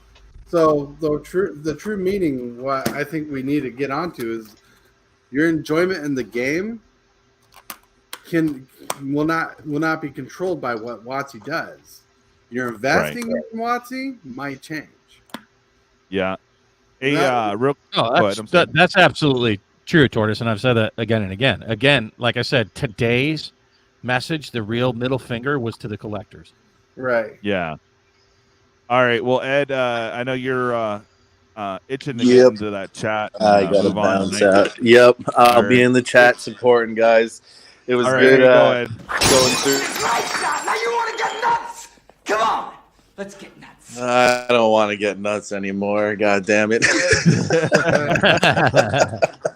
Peace out, guys. It's more like Danny Glover's. I'm getting too old for this shit.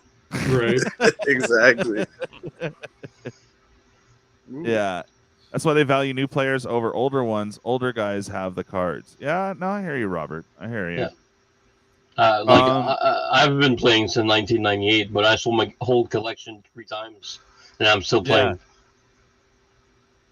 Yeah, it's a revolving door for sure. Mm-hmm. Yeah, but now I can't afford the old cards I used to have because I sold everything. Right. I remember that happening to me overnight one day. I sold a Sensitive Dividing Top because I needed money. It was $9 in. Then the next day it was $40. I'm like, oh. Yeah. The last time I sold my collection was back in 2010, and you could still buy like revised dual lands for about $50 Canadian back then. Wow. But now I can't afford to do a dual lands no more. It's just stupid. Yeah. They're stupid. True. I'll say this: I'm happy that you can make really great proxies nowadays. Go to makeplayingcards.com. That's awesome. There's also another site called MPC Phil that makes it very easy, folks. It's really affordable. Mm-hmm. I highly recommend it. And watch hasn't sent them a cease and desist yet, or they ignored it. No, they can't because it's a Chinese company. Yeah. They're like, okay, we'll just change the name. Yeah, new ownership. No, China doesn't give 2 fucks. They don't care. They don't care. They already did send them a cease and desist, and they basically told them to pound salt. Get out. Right. Yeah, I know. The floating hands have been proxying since 1995. But that's what I'm saying. I've been proxying for a long time too. But nowadays the proxies are oftentimes way better than the OGs. Man, that reminds me of the stories when people used to proxy Moxes back in the day, and they just write on a Mox, "This is this card, okay?" Remember that? The first proxy I ever saw was back in 1994, and it was on a basic land, and it said Black Lotus. Yeah, nice. Sharpie. Back then, you actually had to physically prove and show people you had the original card. Yeah. Or you couldn't use proxies. Nobody cared. Nobody cared except for tournaments. Right. Well, in my LGS, they did. If you played with something, a proxy that you didn't, that either the store owners, managers knew that you had, or you didn't have it on hand to show people, you were kicked out of the store. You were banned. Wow. You couldn't come back ever. Lifetime. Jeez. Well, that's kind of funny because that was that was considered cheating back then. That was counterfeit cards.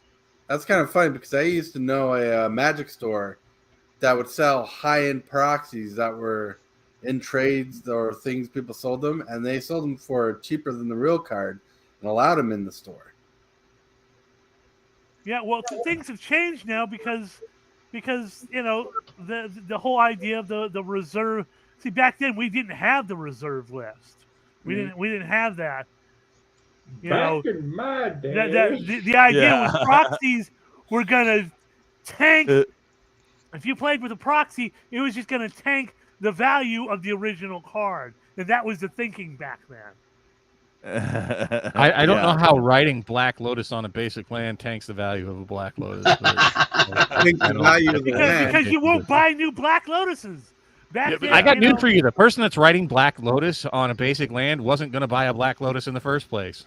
That's right. Well, Brian, you muted. But that's why what people that are proxying, it doesn't hurt the value of the market at all. Those people that are proxying would never have purchased the real thing in the first place. That is the domain of collectors. Always has been. Yeah. Unless you had it from the start, but no, I'm just saying the proxies are.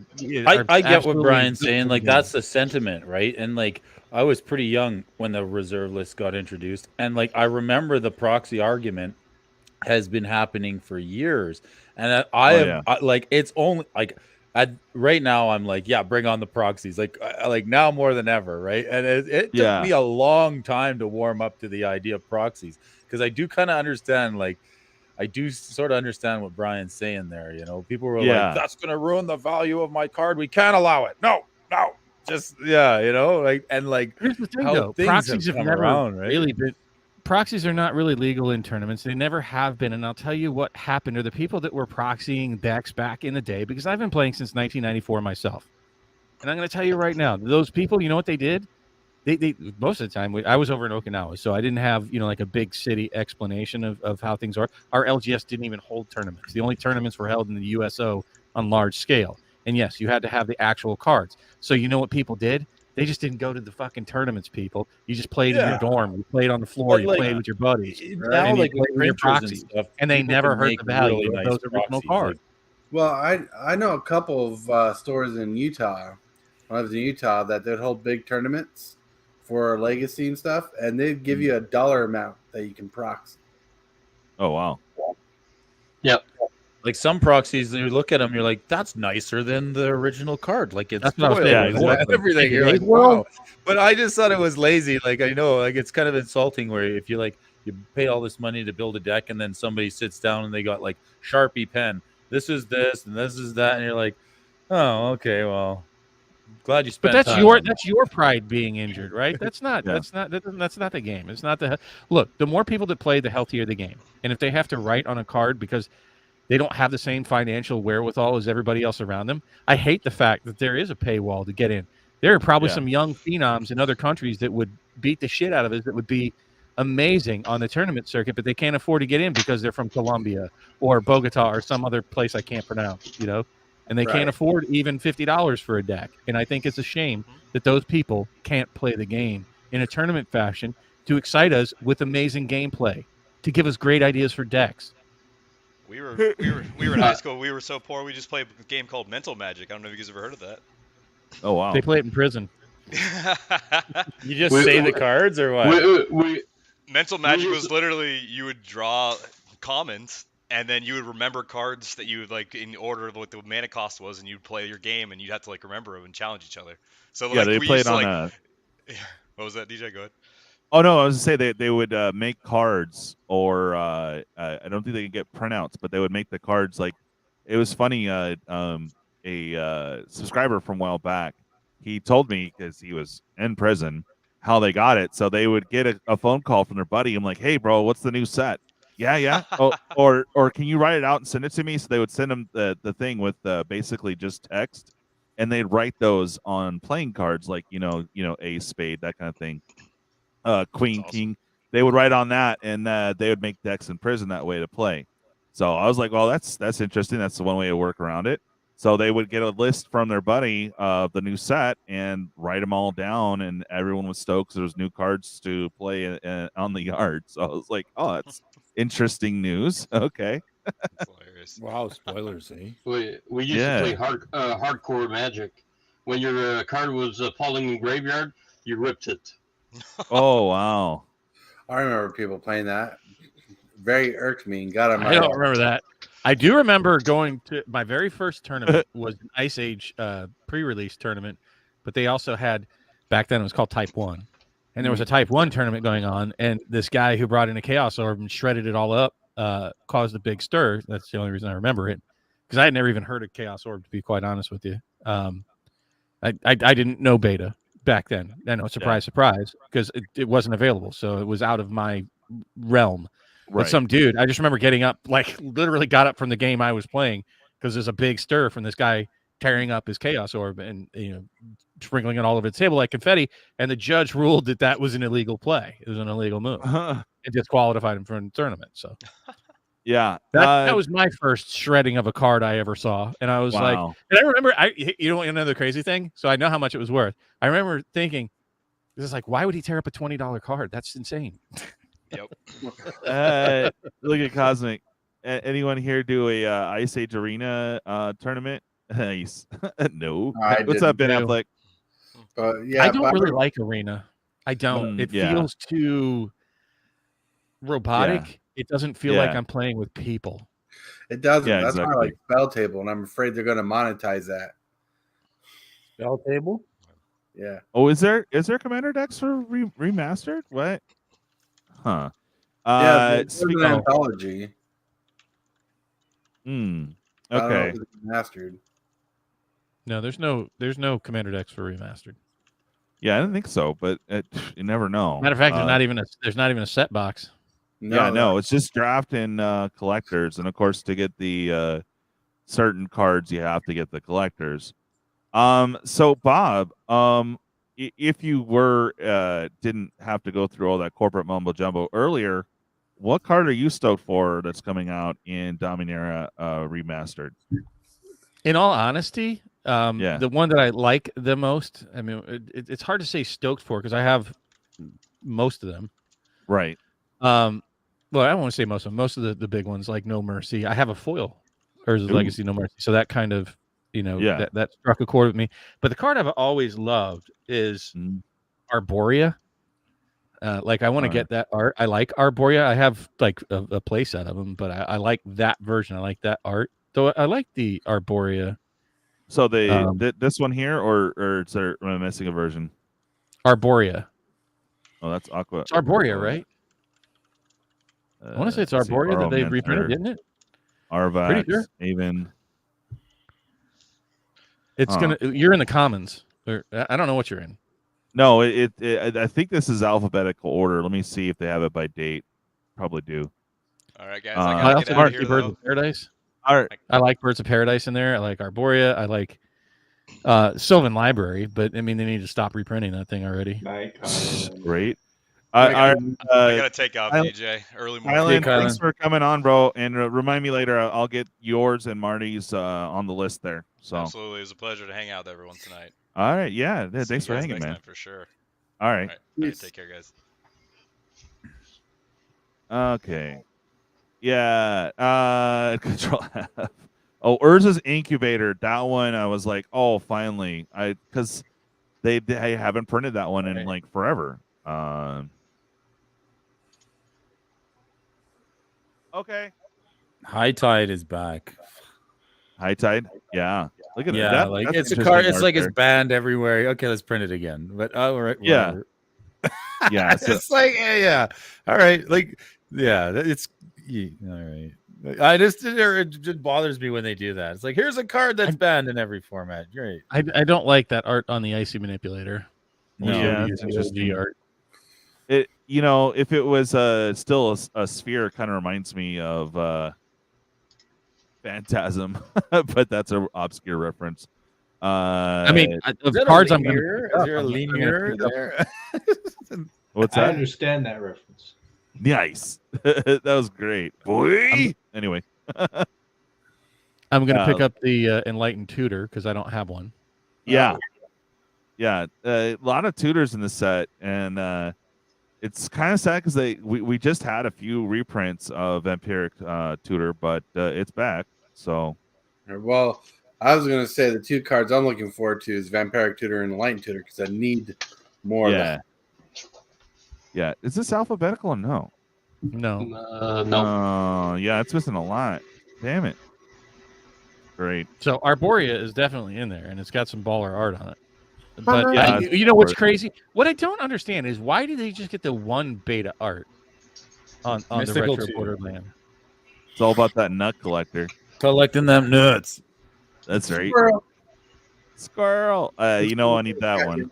DJ, go back up to that No Mercy full art for me. No Mercy. Okay. Yeah. Oh, that's interesting. I like the OG one better. I hate So do I, but that's interesting.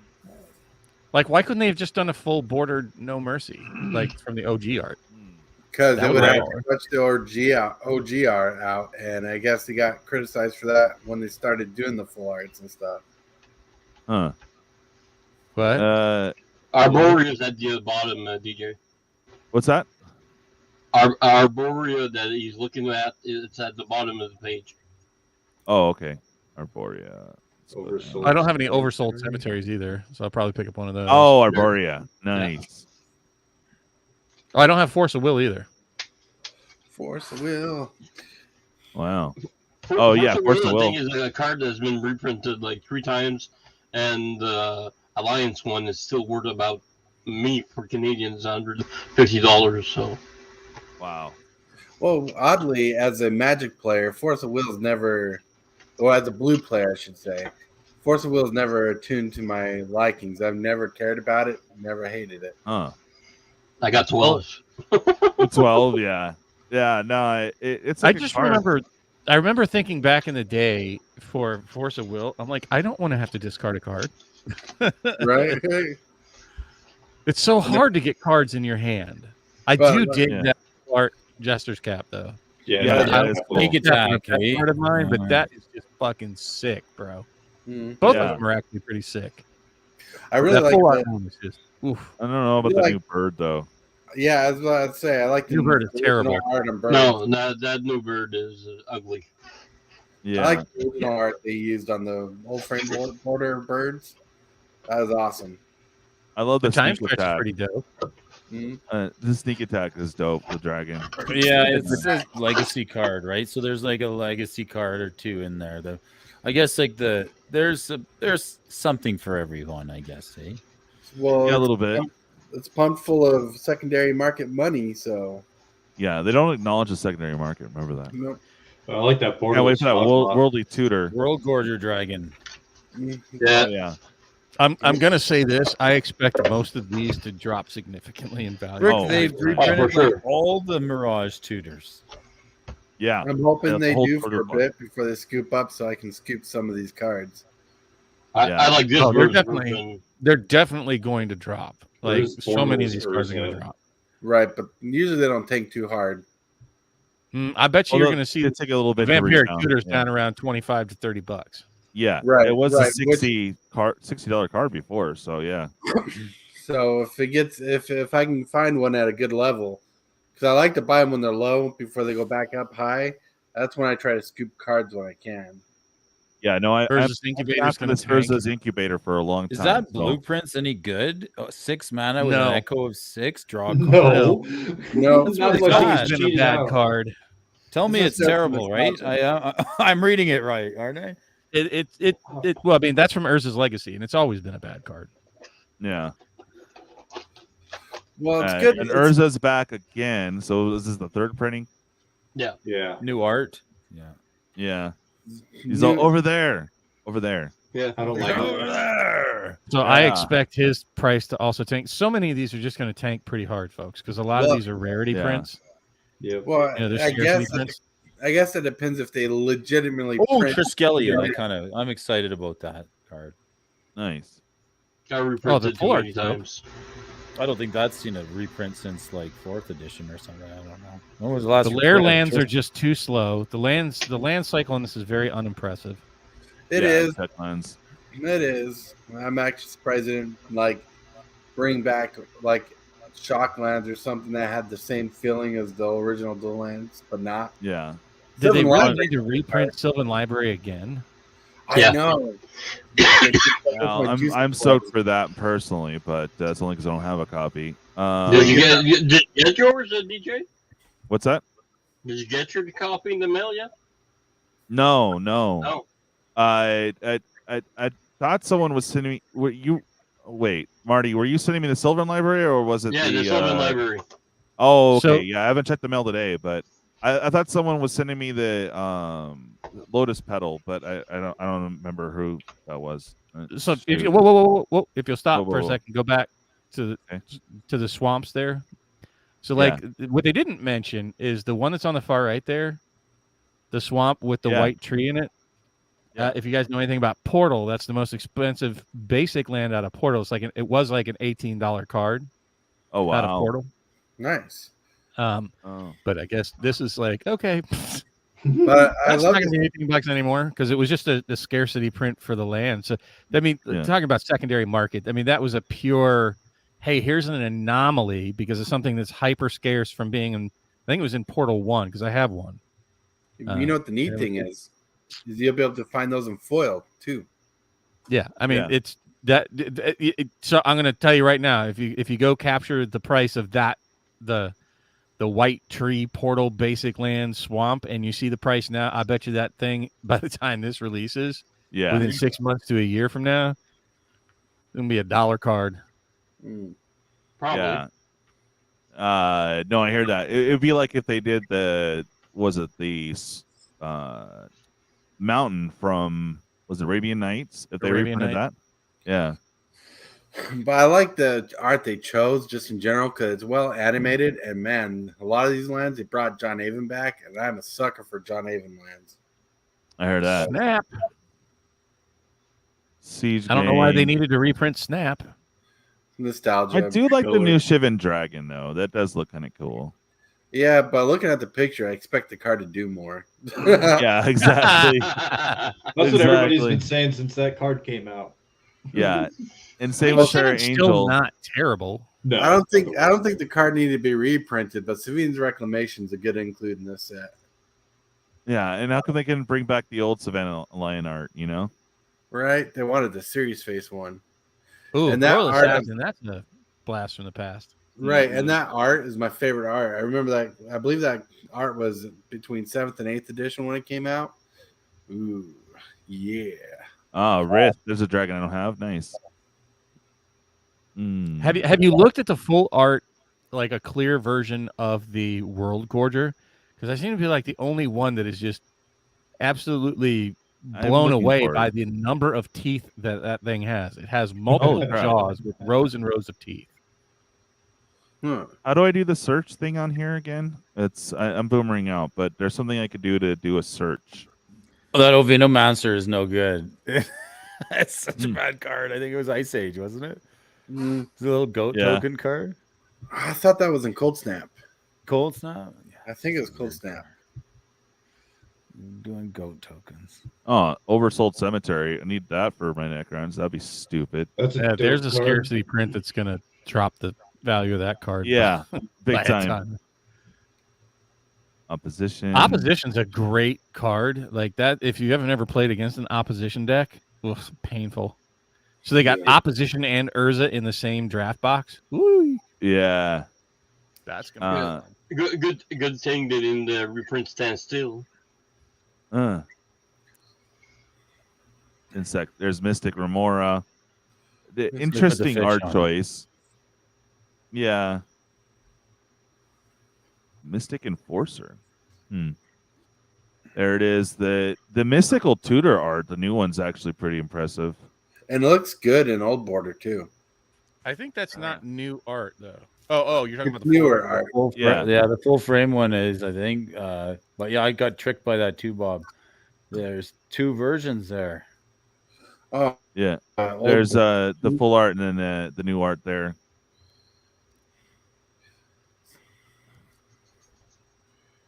It's Factory. Again. Maze of Ith Maze of again. Ith. That's an interesting one. And and was that Liodon Bringer they brought back?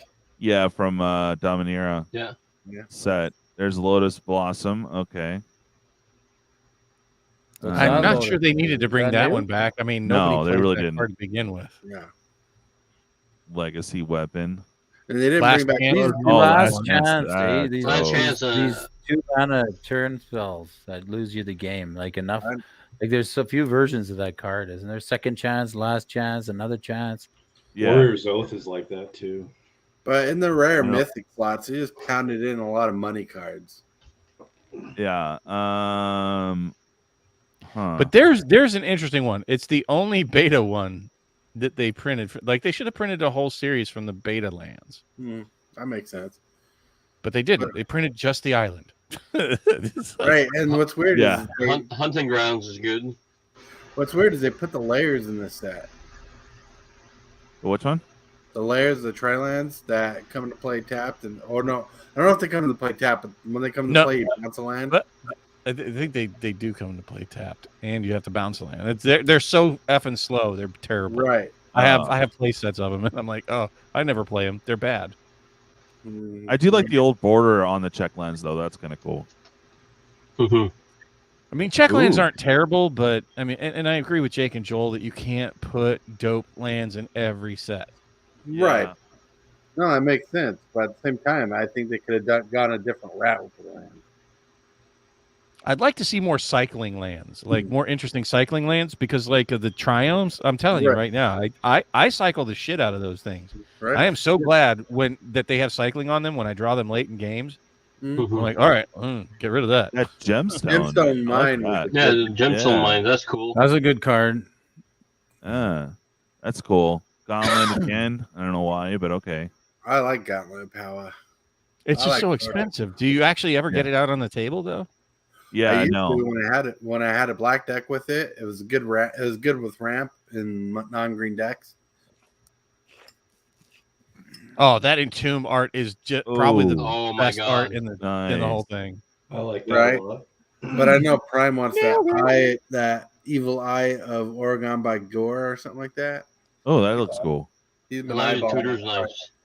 He wants that on a playmat, and I'm just putting words in his mouth, really. I actually think that Enlightened Tutor full art is worse than the non-full art. I like the non-full art one there. I wish they would have just brought back the original art, but like if I get my hands on a Light and Tutor like that, I have Is that RK Ferguson? Yeah, is that RKF? I was just going to ask that. I think I don't like his art. I think all the borderless tutors are like that, actually. Yeah, it's too busy and like what? But you know what I find unique? I don't know if it's old art or new art, but the art on Emerald Charm stands out to me. Yeah, that's kind of cool. Light Tutor. Elvish Spirit Guide. Isn't it banned? No. Is it? No, that's the red one. Simian Spirit Guide is banned. I think they banned that one first. They banned it in modern. I don't think Yeah. Spirit Guide's not modern. I don't believe so. I think it's Legacy. Oh yeah, the green one isn't in modern. That's right. No. Look at that Decimate. That's I know. cool. Wow. That looks like ketchup and mustard spilled all over a green plate.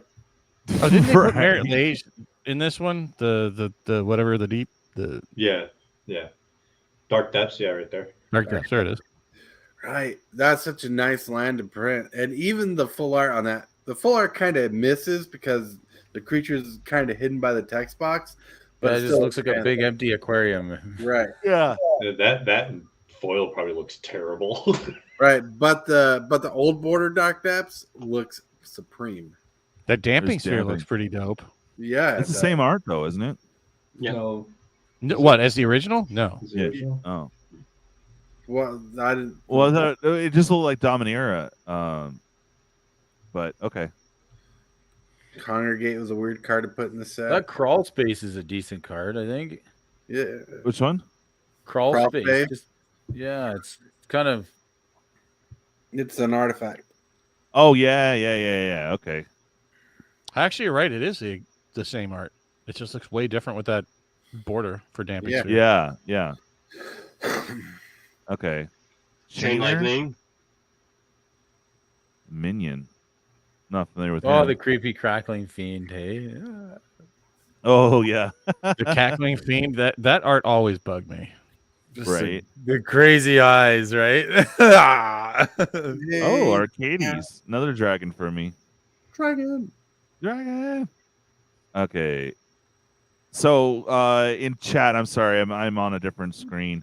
Was there anything that anyone was stoked about in chat for this set? Not really. Not really. I think There's the some bigger really thing good cards. is I'm not sure if I'm getting any. Really?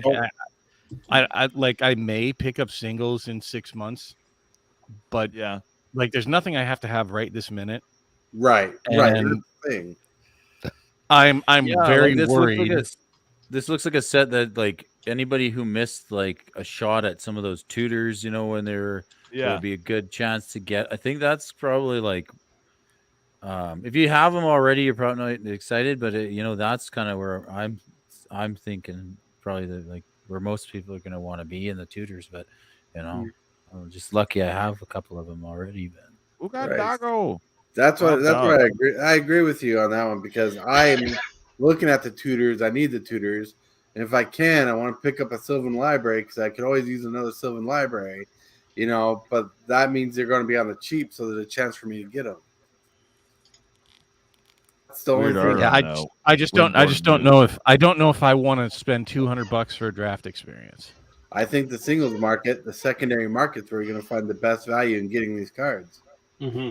What's the box price? Sorry, maybe I missed that. No, right now I have until tomorrow. If you guys want a collectors of this, I'm getting them for $260. So, which is still a lot, but right now, did you see the price on freaking Amazon? I think it's like $300 on TCG. At least that's what I saw yesterday. Yeah, so you can figure these boxes, Brody. The draft are going to be around $200, and the collection. Yeah, I'm getting them 180, but like, yeah, they're $200 is the normal. At that point, I'm just buying singles because there's just too much bad in the set. Like, there's some really good hits, but there's an awful lot of bad chaff. Right, because most of your great hits are in the rare and mythic section. So you're going to pull 14 cards that are okay to bad at most, and you're looking to get that rare hit more. Well, for me in Canadian, that's $360. That's wow. Ooh, a demon. Which, I mean, it's great that they have these in there, but I mean, it seems like what they're doing is they're pushing up the price of the boxes to pretty much strangle out any immediate returns you could possibly get. Like her statement today about how if a print to demand set goes up shortly after release, they failed. What? Wow, that means they want to strangle every bit of money they can out of a market for. I don't think she understands how many people buy boxes to sit and hold. Right? Yeah. And I'm the kind of person. I'm the Dobby. The secondary market most of the time because that's where I can afford things. So all right, now today's show is official. Dobby's here. Master has given Dobby a sock. What? I didn't. Master has presented Dobby with clothes. Dobby is free. All right, Bob. You said you need to bounce out. Yeah, I gotta go walk the dog. That's not all right, brother. Well, thanks for joining us today, and it's been awesome. A lot of diverse opinions on all of this, and that's what the round table's for. So I really appreciate you coming back, man. Glad to be here. And I'm sorry for such a negative Nancy attitude today. It was a real. We're all feeling it. They dude. popped my big red balloon today. They really did. All good, man. All good. Yeah, what can you do, man? We didn't expect it. So I know that you were mad at Rudy, but Rudy's been right on a few of them. So he just needs to stop, pushing an agenda and inserting narrative that's not there. There's enough there for us to worry about without injecting other things. And they, in my opinion, they shot themselves in both feet today. Yeah, no, I hear you. But yeah, Bob, did you cut your order of this, or I thought you went hard on this one or not? I was debating this one, and I hadn't pre-ordered it because I didn't like the prices. I haven't found one that I was comfortable with. But after today's, I'm going to tell you right now, my plans today changed to only Lord of the Rings, and that's even suspect. And I am far more confident in shifting my monies over to Lorcana. That's what I'm doing this year. I mean, I'm going to focus on our PvE format. I will not be on the round table this Saturday. I'm sorry, I won't be on Cardboard Conversations this Saturday. I have a party to go to. Okay. And I don't know what my schedule is going to look like from here to the end of the season. For those of you that like to see me online, I don't know how much I'm going to have time for. I'm going to try, but family and friends come first. It's a holiday season. Love one another out there. Yeah. And I mean that. I mean that in all seriousness. Yeah, for sure, bro. It's a season to be jolly. So let's fuck the fireside chat for today, and let's love one another and your families and your friends, and really appreciate the people. I wanted to say that. That's what made Magic 30 great. I realized that today. It wasn't the event itself. It was the people at the event. Meeting you in person and the other people that we've worked with on here on the roundtable. That was just amazing, dude. That's what I spent the money to go. So But Bob, if I don't see you before Xmas and the New Year, happy New Year, and I hope you have a wonderful Christmas, man. You too. Peace and love, All right. everybody. Or whatever you celebrate. Okay, so Later, speaking of Bob. hype, tomorrow we are doing this. We had 5 people in the battle going for high and low, so this is going to be tomorrow. Woot, woot. So these, if you still, the price has gone up on these bad boys.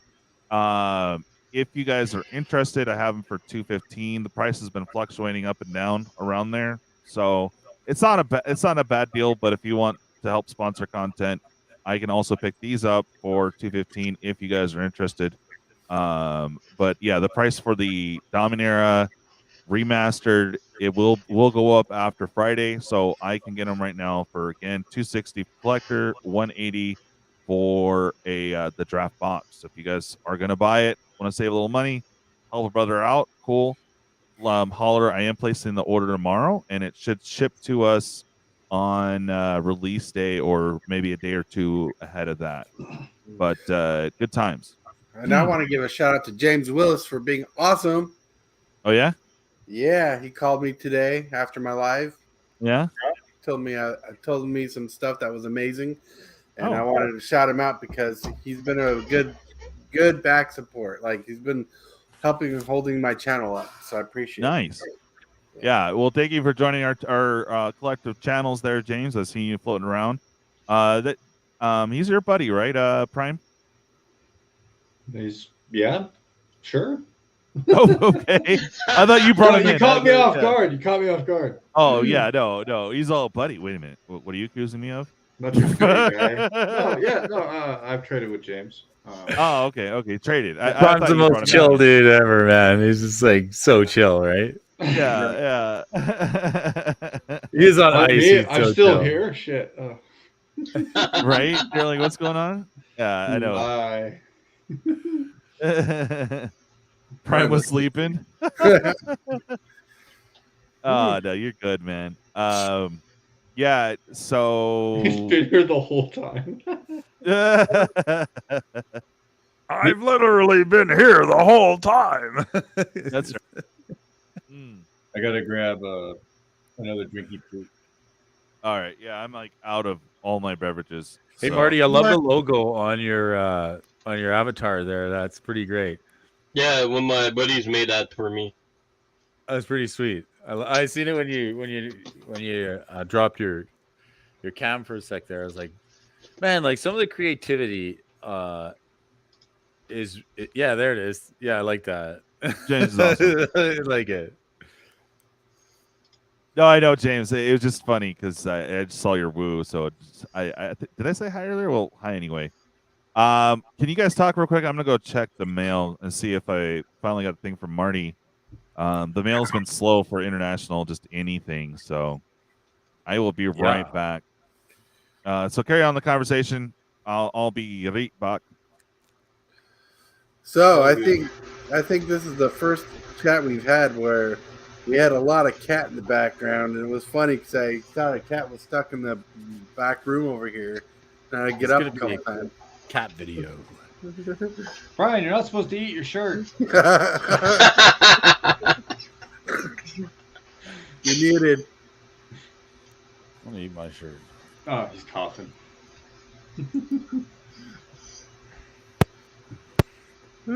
So, man. Wow. So, one thing I just wanted to stress or talk about today was how, man, the WotC today, or Hasbro and WotC, made me feel like all the years I spent, well, I think there was a transformative period where it happened, where they wanted to know my habits and spending habits more than they wanted me to be a player.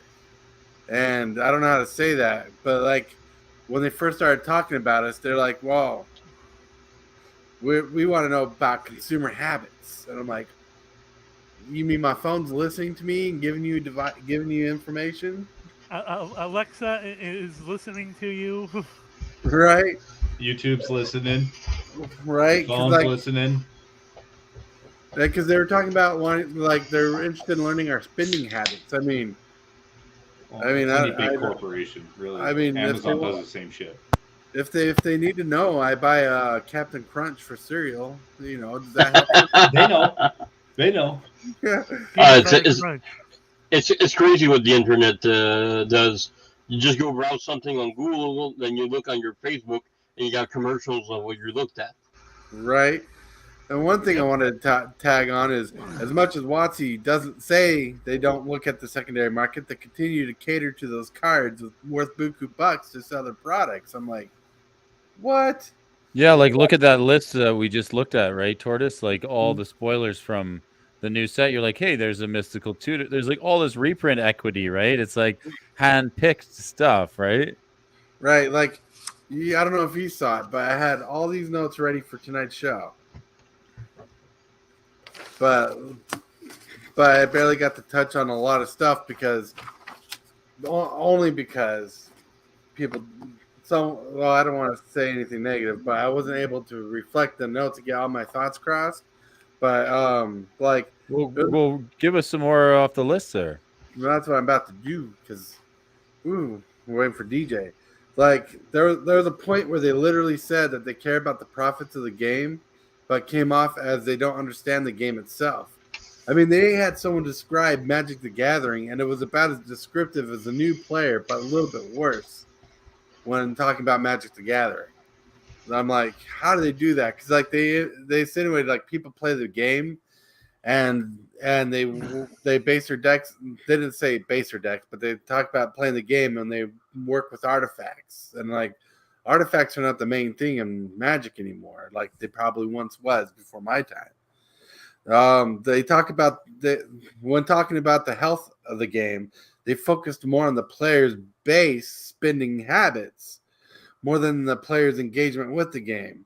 And with the engagement of the game, they are more worried on getting new players engaged with the game rather than focusing on the players will engage with the game now. Like they're not looking at the health of the players already existing because they want to build in that player base. And that's a blanket statement there because I'm pretty sure there are things they're doing like this master set to kind of throw us a bone.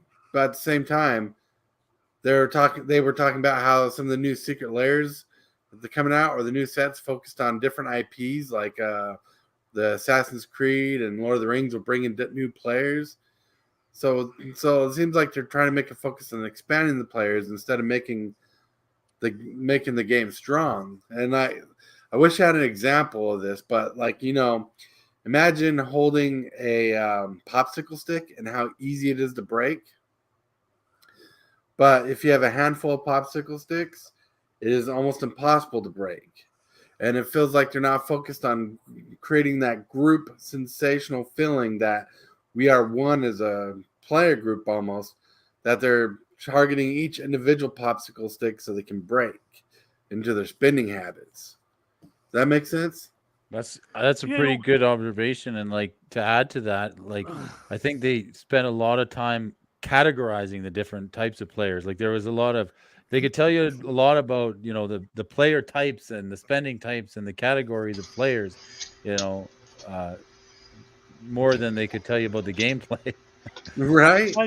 I've mentioned this in several other videos about them, you know, breaking up how Magic is into collectors, into investors, and just breaking up the base of Magic instead of like it was when I started back in '94, you know, back in the Ice Age and whatnot, how Magic was for everybody. It didn't matter if you were a highfalutin executive or a poor little kid from the ghettos. If you were playing Magic, it was all about the game. Now it's all about the profit. It's all about bringing more money in, bringing lots more money in, you know, spreading everybody out and categorizing this. You got people who buy secret layers. You got people who buy collector pack. You got people who buy sealed pack, sealed product. You know, you got your player base. You got your commander players. You've got your your your legacy players. You got all this stuff, and it's not Magic for all anymore. It's Magic for who we want it to sell to. Right, Yeah, exactly. I'm gonna put on a tinfoil hat right now, like this. But when I first started thinking about this, and I thought about something similar before. But do you remember? Oh yeah, do you remember? Back in the day, you could buy a home entertainment system, like a Nintendo home entertainment system, a DVD system, right? It was for the home. You bought a TV. It was for the home. It was for a group of people at home. But now, and things change, and I'm rushing through the explorative or explanative area of this. But now, everybody has in the room a TV, a game system, their own thing, because companies learn that they can make money selling to the individual, each individual, instead of having a group session of one household buying one product. If everybody in the household bought a Nintendo system, that's more money in their wallet. I think finally people are seeing, hasn't been or hasn't changed. I think people are finally seeing is that WotC's doing the same thing, where instead of being the game for the people, they're selling the game to each individual as they can, and they're trying to understand the market that way. Right. You know, the legacy players, the modern players, the commander players. But be truthful. When I first started, before EDH was around, people who played modern played legacy and standard. And all those people drafted, you know? So everybody was in everything. And it seems as the years went on, they kind of segregated eventually through different types. And if you come to an MTG due to a side project, who's to say that stay after the welcome of Warhammer Lord of the Rings is over? There's no more to look forward, and they will move on to something else. Yeah. Perfect well, example. It's true. Mm-hmm. Perfect example. Ow.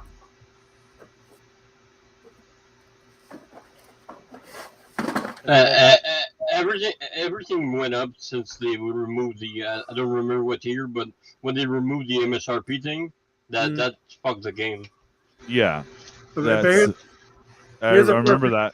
Here's a perfect example of what Twiller's saying. This is a Transformers card game box, still in the box. I didn't care about getting in the game. I wanted the box just for this Transformers game. I haven't opened it, still sealed. My only interest in the game. One time, one entrance. Never thought this would ever come up in a conversation because it's been hidden. But boom, here we are talking about who's to stay for more. Right. I need to take a break. Magic the Gathering impulse buying. That's what you're talking about, super fast. Right. Magic the Gathering impulse buying. And that's I shop mainly at Walmart when I can get out. You know, if I'm going to, and where have they been keeping until the whole pandemic stuff happened, and people stealing cards and all that. Right. But where did they keep them? Up in the impulse buy section. Where'd they keep the cards? In the impulse buy, because that's how that's how Hasbro's marketing them. Even Pokemon. I used to follow I used to follow some Pokemon people. That was what got me back in. Helped me get through the pandemic and the stuff after my stepdad died. Was watching these Pokemon videos, and he'd go to like Walmart, but they wouldn't only have them up in the the Pokemon cards up in the impulse buy section. They'd have them back in the toy section. What was that, Marty?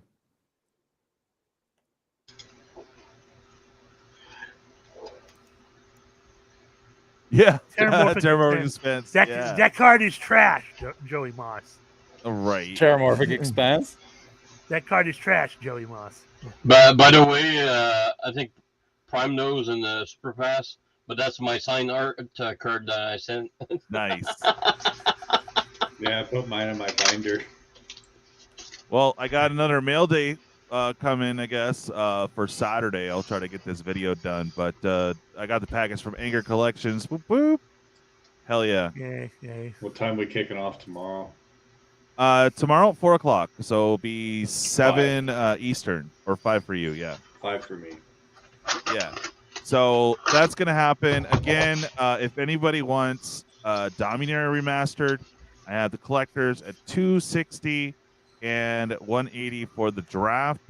It is the lowest price on the market currently, and that is only good till tomorrow. So if you guys want to help with content or need to pick up a box for yourself, just holler. You got shipping from me to you. And basically I just want to get the pre-order in. If anyone is doing that, I know a lot of people are not really feeling that, but hey man, there's some good stuff in there. And again, if you guys are looking for Brothers War, we also have the collectors at $215. So it's the same guy, so I just shoot him the order, and it should be shipped around release day. So if you guys are down, holler real quick. It is tomorrow. So exchange rate will kill me. oh yeah, no, I'd have to send it to you not sealed, because they right now the post office international, and it's not just you Canadians, everywhere they are ripping into stuff and pulling everything out and valuing everything. If you mark gift and you don't put value, they're going to rip into it and it's going to delay it even further. So I would send it to you sealed, and I would say, if you don't care about the common uncommons, that would save you a little bit, I know I could ship cards like 3 to 5 in an envelope, and it'll only be like $2-3 a pop, but hey. Tom Mitchell, thank you so much. I just wanted to say, with all the negativity, all you guys are appreciated for all your hard work. There's still so much good about this game, and you guys are a big part of it for me. Thanks, Tom. Hey, Tom. That's I'm weathering it. Tom. I'm weathering the storm. I'm still going to get cards that I need for collection and, of course, for, playing. So I'm still in it, guys. I'm not going to bounce out anytime soon. But we will make make the company accountable. That's what we're hoping for, and it did not happen today. No. It's just sad. Brody, you having a bounce, eh? I think we'll be wrapping up here. I mean, soon. it's been a spell. Like, holy smokes, what an exciting day! Like, Tom, thanks for the kind words. Like, holy smokes, he's right though. It's like, who do you talk to? And it's like right, it's a pretty great group, right, DJ? I appreciate you having me back. I love you for it. Yeah, and that's what the round table's for. Is that we're not an echo chamber. We never were. So I just hope people realize that. I of course I latched onto some of the negativity as well, but I just find the whole thing absolutely hilarious. So that's I have the whole 45-minute. He kept saying 35. It's like 41 minute. I did record it without my commentary. If you guys missed it, it is up with my limited commentary, so you can't hear most of it. That is up. I did go live alongside Ed and Kitchen Table TCG. Jake and Joel are Magic. We were all competing with each other, but it's great. We got a few new subs. Hopefully they stick around. And I got to start pumping a 111 here soon, guys. We got some sweet cards going into the Piper, and I need to fill the Piper a little bit more, so that's why I haven't hyped it yet. But that is coming up here very soon. Right now, we're about 5 away. Hopefully, we could stay there and hit that 111 subscribers so we can fire that off. It'll be fun. What do you got? You got a collector's there, bud? A gift one, yeah. Oh, a bundle. Okay. Yep. Yeah. They're on special on my Walmart. Oh, nice. What'd you get them for? Canadian $40. Oh, okay. That's actually pretty good. Yeah. Richie, always, dude, always. The tough one is getting a lot of legendaries. That's the real tough part. But yeah, the Piper is almost down. So I've been conservative. Is the altar still in the Piper pile? The altar is still there, bud. No one's pulled it yet. There's still a chance. Yeah, and then when 111 or 1111 happens, we're throwing in the was it Allosaurus Shepherd and a Karn from Dominaria United, all shiny, chrome, and new. That's going to be in there, and I've included some other things. I'm also going to be having a demons game version. I threw in some demons. If you pull a demon, there's going to be something fun that happens, or a future fun thing. Yeah, but I can't wait to hit it. All right, Richie, thank you, buddy. We'll talk. Please hit me up in Discord. Actually, does anyone Primer Fast? Can you post the Discord link real quick? But join our Discord. A lot of talking there. Just pick up games for EDH. That's also where you can sign up to be a part of late night EDH on Sundays. I know it's super late, but we're always looking for players, and it's always been mad fun. And yes, I am not playing Necrons this time. I'm going to play a different deck. Because they're getting brutal, Brody. My Necrons are brutal. And I just chilled the whole game. And I'm just like, oh, I'm just going to spawn some Necrons. Yeah. Yeah. Well, thanks a bunch, DJ, Super Fast, Prime, Brian, and Marty. It's good hanging with you guys again. And I'll talk to you again. Always, dude. Next Thursday, buddy. All right. Hey, yeah, Bye. for sure. It sounds good. And I got to get Marty and Kylan on the list. So I will get that fixed up after the show. I do got your DJ. I do got to send these out. Hey, so beautiful. I'm gonna have to put a declared value on them, but these are priceless. So yeah, nice. This one. Yeah, you go ahead, man. I mean, it's different here. It's just international heads get that tax immediately before they get anything. So. But yeah, tonight I'll probably rip into that Anger collection package I just got. So pretty stoked there. A lot of jank and some more Piper stuff to go in. So I'm freaking hell yeah. Nice. All right, Brody, have a good one. All right, guys, we're gonna go and wrap up. Thank you so much for joining us. It's been super awesome. Time to get on some dinner and some content. So I will see you guys tomorrow at 4 o'clock or 7 p.m. Eastern time. And we're going to crack that one box of Brothers War. So I hope I hope I can pull a cereal for the channel. Not for the channel, but I pull a cereal for one of you guys. That would be so freaking phenomenal. And what All right. happens if we pull a cereal? We are. Oh, that's right. That is it. Yeah, we are doing it. Woo! Yeah, mine's around here somewhere, but yeah. All right. So So since it's all right, let's before we go, let's spice it up for a little bit. Well, spice it up. Serialized, shattered glass foil. We're gonna. Sorry, Twid. We're ripping off your idea, and the schematic foil mocks. Okay, so that if we pull one of those, I don't know if we can get Mox firing, but yeah, we're gonna do a spicy chip if we pull serialized. I'm gonna do it after I'm done opening the packs, though. You don't want to get that on your obviously. Not do it before night. Yeah, what's that? Sounds like it's gonna be a hot night. Oh yeah, for sure. I don't even think I put that in the thing, but oh well, it's already done. So, but it will be up tomorrow. So we'll see it. Hang out live with us. It's going to be super fun. And again, if you guys want Dominaria, I keep wanting to say United. Dominaria Remastered for $260 for collectors or $180. Holler at a baller. You got shipping from me to you. However you want to work that out. So it's fine. I don't make money on shipping.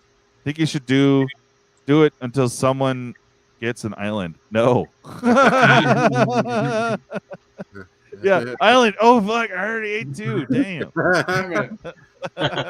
Box full of nothing but islands. Yeah, right. Hey, but if you get Pringles in your pack, dude, you just bring some dip. No, you have to do it without help. You only a glass of milk by the side. I wouldn't drink. I don't even have milk, dude. I'm gonna raw dog it. Oh my lord! I don't have water only. Water only. Make it worse. I've seen people do the chip challenge. It is not faint of the heart. Yeah, well, I'll be okay, or I'll be or not.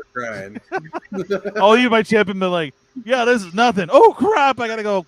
Bye. This fucking warning on the back of this is pretty intense. Oh yeah, right. Look, Yeah. all I know is it can't be as disappointing as when I did the Mountain Dew hot challenge. That was disappointing. It acted good.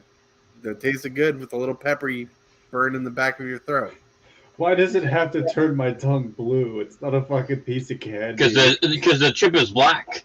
I know what it looks like, but I'm just confused. Like, why does it have to? It's not Because- blue raspberry Jolly Rancher, for Christ's sake. It's a spicy chip. Because they want you to Found look it. like you. Found. Nice. Fucking blue tongue. They want it to make it look like you had fun with a Smurf. Wait. Oh, yeah. Mox, wife of Mox Fire. Check out her channel. But yeah, post your link, girl. You're extremely nervous for late night Sunday. Sweet. She's gonna be playing us, guys. All I want to say is Yeah. I'm so happy things went well with her today. I don't want to say what happened today, but man, I bet Glad you're okay, on. I bet she's glad to be home. Oh yeah. All right. Well, I'm gonna get going, guys. Thank you so much for joining. We will see you Sunday for sure. Thanks and for tomorrow having me, sure. DJ. Tomorrow. Oh yeah. Yes. You're welcome to join us next time as well, bro. I'm gonna add you to the list. No problem. But yeah, have a good night, guys. Bye and stuff. There, man. Bye and stuff. I quit.